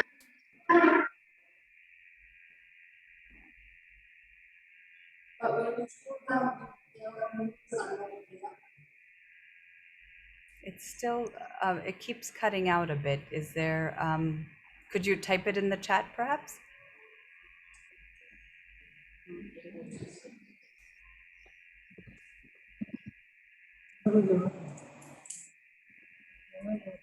I think the question is why Ongonua is not in the wasn't. So basically, when we look at it depends on. Sorry, I can't.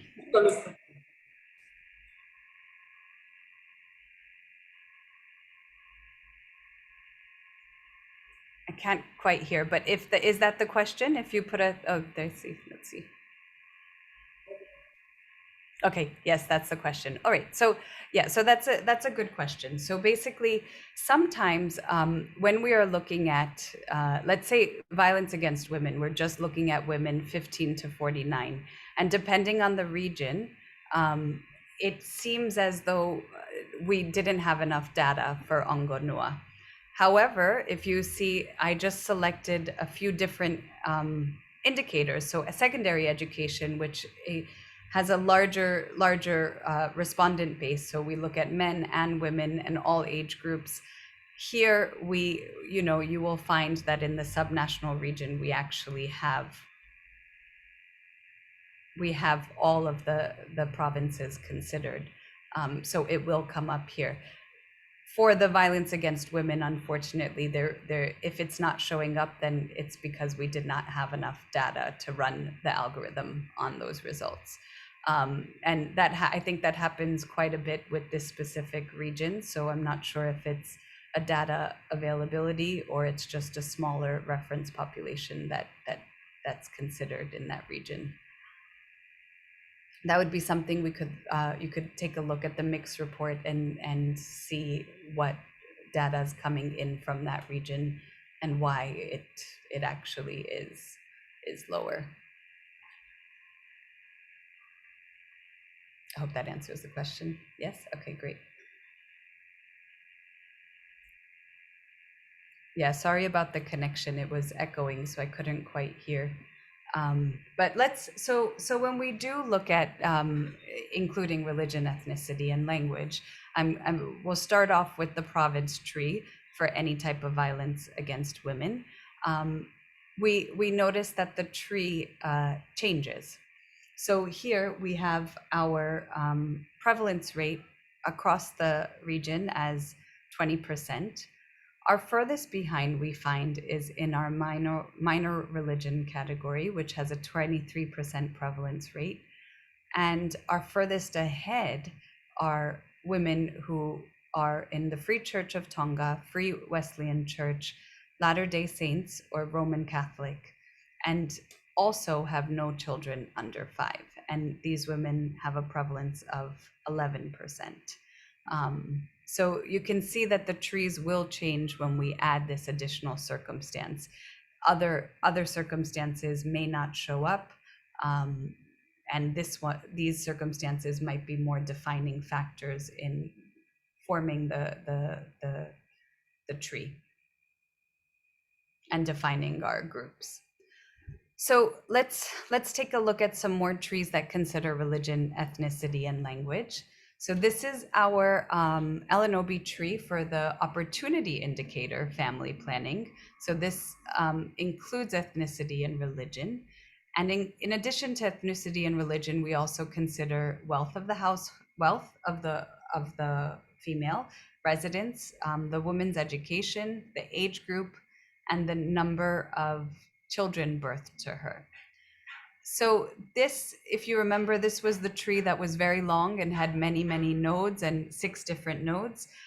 So what's interesting about this one is even after adding ethnicity and religion, our furthest behind has stayed the same circumstances showing up as our furthest behind.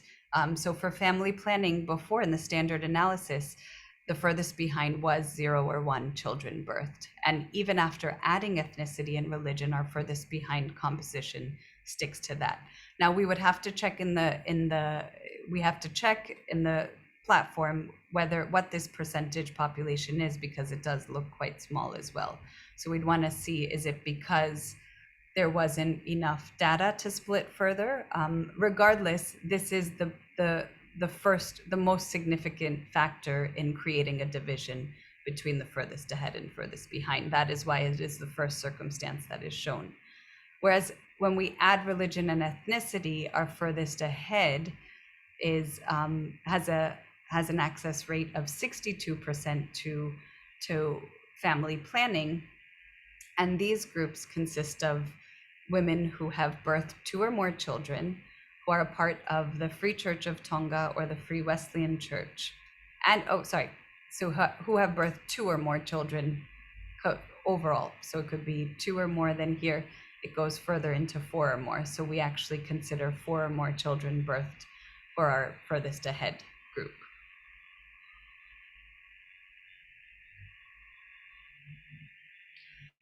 This is our LNOB tree for the opportunity indicator secondary education. At secondary education, we've split it up into 2 different categories. Either we look at 20 to 35-year-olds, and the second category is secondary education completion for 35-year-olds and higher. And this is just to negate any changes in access due to age differences. So our older population had a lower rate of access, so we want to be able to have the secondary education results be more relevant.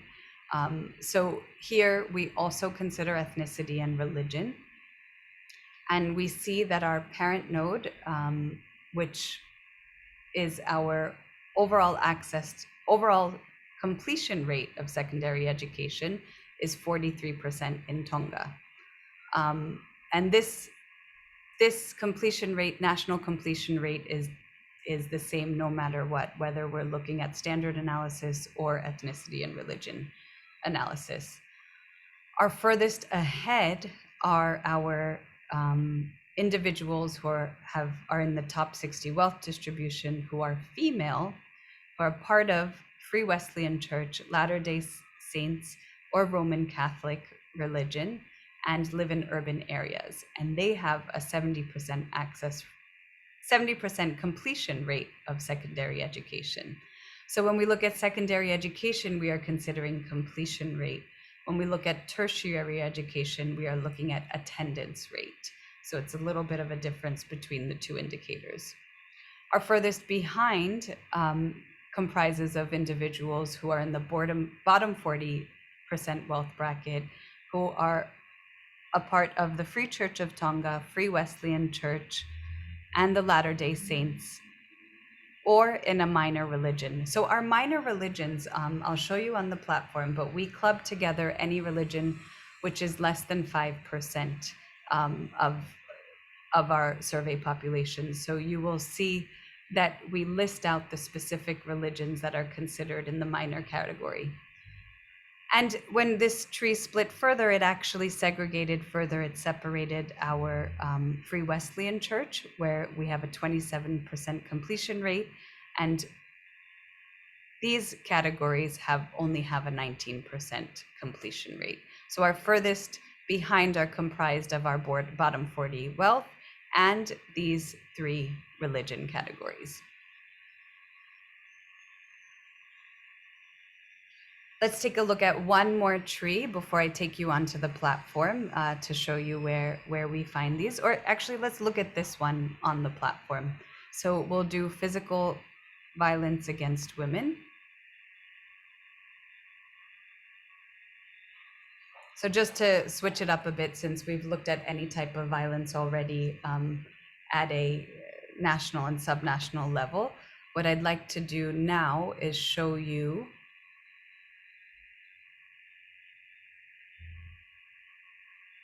physical violence against women. And to find our religion, ethnicity, and language analysis, all you do right here is click on the drop down and select including religion, ethnicity. So you'll see right away how the tree changes. Now, another reminder, we're using 9% as a threshold for a standard analysis, and this changes to religion and ethnicity. So there are trees that you might find have many more divisions and splits, and that's because that threshold has been lowered. So in our physical violence against women, we see that there's a prevalence of 12% in Tonga nationally. Our furthest ahead comprises of women who are in the top 60 wealth, that are a part of the Free Wesleyan Church, Latter-day Saints, or minor religion, and are again in the younger or older age group. And the prevalence in these women is 3%.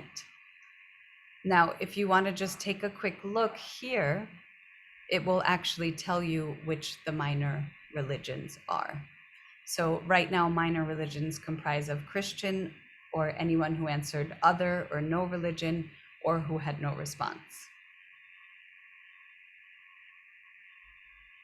Here, you can see that our furthest behind is comprised of women who are in the bottom 40 wealth distribution, who are a part in Latter-day Saints or minor religion, and who have no children under 5.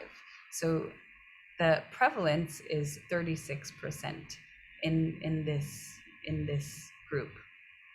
Now, it'd be interesting to go again and look at how this changes by region to see if different circumstances are impact prevalence in certain regions versus others. And tomorrow we will also go into a lot more subnational analysis using our D index, which is another great factor that helps combine with our access rate and prevalence rate to give you a more holistic picture of inequality. So now we'll go through some of our overview graphs. So we've gone through national, subnational. When you continue on in the platform, you can also get to other indicators, which has a graph of all of our indicators on one table. So all the indicators for Tonga are in this graph. And what we have here is our access rate or our prevalence and our indicators here. So if you remember, for our barriers, the furthest behind groups will actually have a higher access rate, so we wouldn't be able to actually look at them along with our opportunities. So what we've done to allow the opportunities and barriers to be comparable is that we actually consider the furthest behind as 100 minus 44%. So 44% would be our the furthest behind group. So we are taking the negative of the barrier so that we can look at the opportunities and the barriers together. So our furthest ahead is 3%. We would subtract that from 100% to equalize both categories. So when we look at a snapshot of the indicators, this graph is great for looking at the furthest ahead and furthest behind groups that have the largest gaps. And we can see here that pandemic preparedness has the largest gap between the furthest ahead and furthest behind. This is a composite indicator that we have created at ESCAP to look at, to combine different factors that might create more preparedness for COVID. You can find more information on the website as well in the metadata tab, the information tab, where we look at hand washing, how many people are staying in a household, how many people are have access to information regarding, ease of access to information and news. hand wash, toilet facilities, if they're shared, if they're independent. So all of these factors that would contribute to being more susceptible to a virus. The second indicator that has a large gap between the furthest ahead and furthest behind is any type of violence against women, which has 41 percentage point difference. And the third one is secondary education for ages 20 to 35 years, where there is a 40 percentage point difference between the furthest ahead and furthest behind.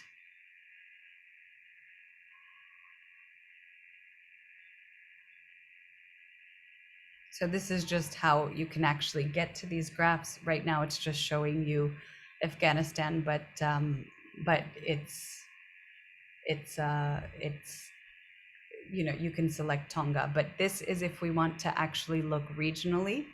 You can find different graphs that compare data regionally as well. So what I just showed you is for only all indicators in Tonga, but if we want to look at one indicator in the region, in Asia Pacific region, then we would go to the regional section. And here we can see we are looking at clean fuels, similar graph as before, where we have the furthest ahead and the furthest behind, and the gray dots in between are our average access rates. And Tonga can be seen over here.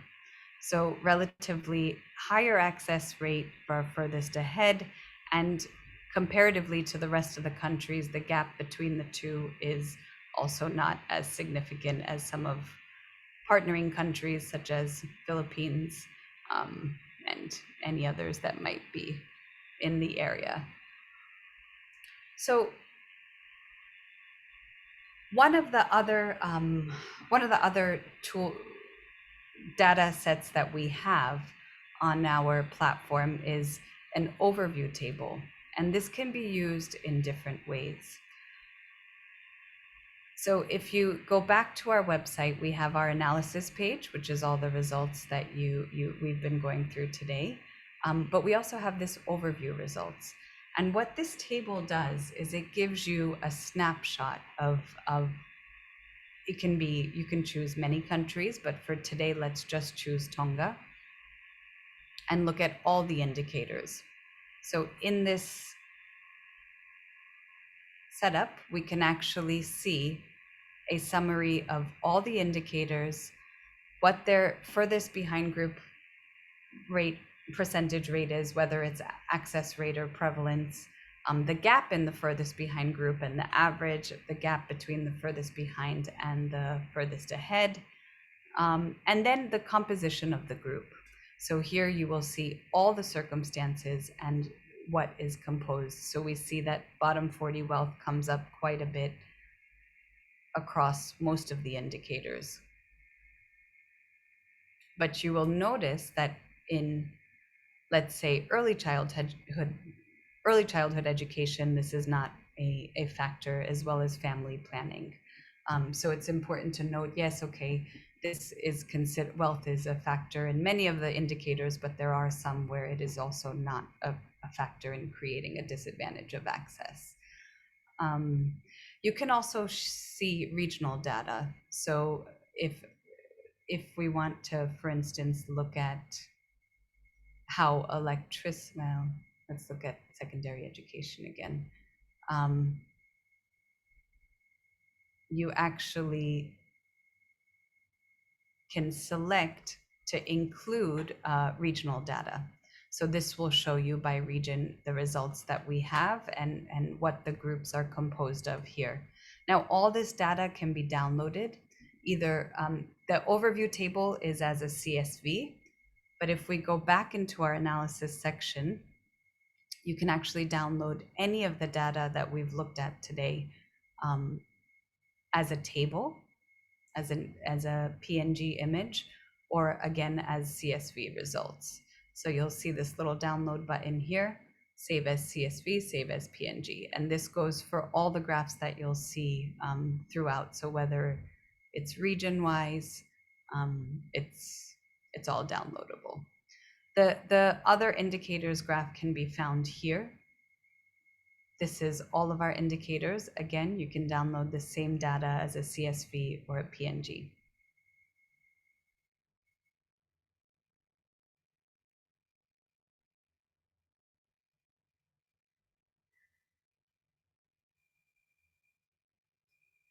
So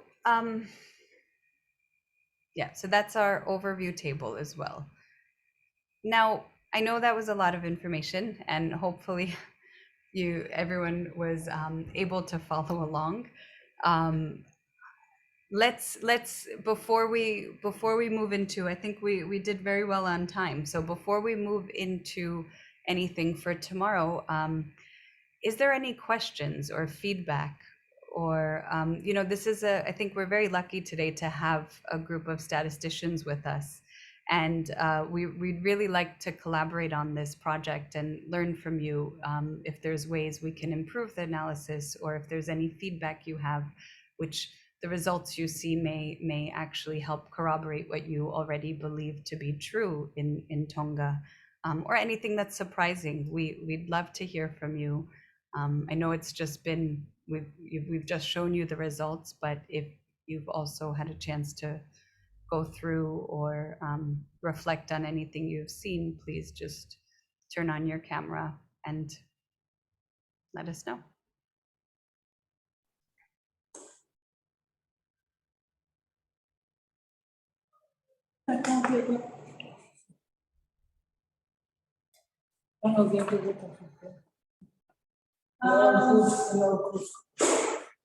So thank you for this amazing opportunity to learn from this methodology and the resources provided. I guess I'm a bit struck in silence, just exploring this, but it's pretty good. I guess we'll have a little bit more questions later on once we sort of like consume all this information into account. This is really great. I will actually share the names of the attendants after the session. That's wonderful. Thank you very much. Yes, so we were wondering, if because we didn't have a registration form, but it's always nice to know which area everyone is working in, whether or not it's related to the indicators that we have on the platform. It's always good to know from what background and what work you're interested in. So if we also have an evaluation form, which maybe we could send the link in the chat. If everyone could fill that out for us, it would be very helpful. If there are any technical questions, I mean, of course you can ask right now, but you can also spend some time today or tomorrow morning before the second part of the training looking through the platform. And our D-index, tomorrow will be D-index, which is a bit shorter. And it's another calculation that we do to create a more holistic picture of inequality. So if there's any technical questions, or if you look through the website and you're still confused, then you can bring questions to the session tomorrow. But in the interim, it would be very helpful, yes, if you could fill out the evaluation form. We do have a QR code, and I think my colleague has also sent a link in the chat. And we're glad to hear that it was helpful. We hope tomorrow will be just as helpful in supporting LNOB work.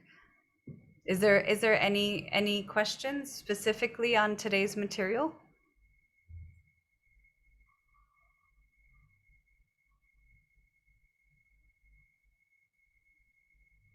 Okay. Is the training material available on your website? Yes, so we have so two things. One is that we will actually post these recordings to our ESCAP event site, and we will also email them to you. On the website, we do have the training presentations as well. I can share it with you. If you go to the platform, you will find the training materials are all here, and it's essentially the full presentation for the training is here. So if there's any part that was a little unclear, you can go to that area and focus in on that section.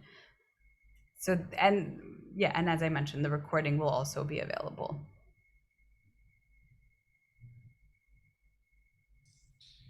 I have a question. If there's any technical one, and I agree it was too much that we went maybe also too fast. This is our 4th training, so maybe we might I think our first training was slower. We're getting faster ourselves too, maybe. But I was wondering if perhaps as you're going through this, one recommendation, and then I'll ask the question, is to consider using this methodology in different data sets that you collect in Tonga. So we are doing it with Mix. It's a great source, of course, but in Tonga you have other household surveys where you can do a similar analysis. And we're also kind of experimenting with new analysis based on new data. So one thing I wanted to share with you is like a recent thing that we have done based on this LNOB methodology, but using household income expenditure surveys. Now here you've seen that the key circumstance that always shows up is wealth. And while it's a nice indicator, I think in terms of policy, maybe household income or household expenditures are more, they can be a bit more helpful. For example, in the household income expenditure surveys, for which we have, I think, 20 surveys from across Asia Pacific. And we have a different tool for social protection. And we do a simulation based on household income expenditure surveys, and we see what happens to poverty and inequality in response to some sort of social protection scheme, child benefits, old age pensions, disability benefits. We have a tool that's going to come up online soon also. So in our experiments, what we did is that we looked at what happens if we give people a social protection benefit, a scheme of child benefits, let's say, to all households with children, and how would the furthest behind groups' access to a certain opportunity would change. And we did this for 5 countries, and really interesting results came out. And we saw that the access rate to the opportunities by furthest behind groups increased much faster than the access rates for the average households. And I think so it makes the policy relevance of the tool a little bit more if, for example, we can use data that has data on income and expenditure. So in this, my question is coming now. Tonga has household income and expenditure survey from 2015 and 16. We are very close with SPC, and I know you are also very close with SPC. We were also checking with them if the data was available, if we could carry out a similar analysis, because we have household income expenditure surveys from Kiribati and Cook Islands. So you can also consider this, and if you could guide us in case it's possible to share this data and we do this analysis, there might be some indicators in the household income expenditure surveys that are not available on DHS Mix, for example. There might be some circumstances which are available in HIES and not in Mix. So, using different data sources will definitely help expand the analysis and make it much more policy relevant. So in this sense, if you could let us know if it's even possible, that we could submit a request for obtaining the household income expenditure survey, or later on we hope to come to Tonga to do a training of the statistical training, so that you can replicate this results with mix, but also create new analysis based on new data sources with new indicators and new circumstances. So that's one of our planned activities this year or early next year. So there we can also, like maybe during that training, we could experiment with HIS, but that let me not get too much ahead. And if you have any tips, insights on the possibility of obtaining that data, that would be great to hear from you.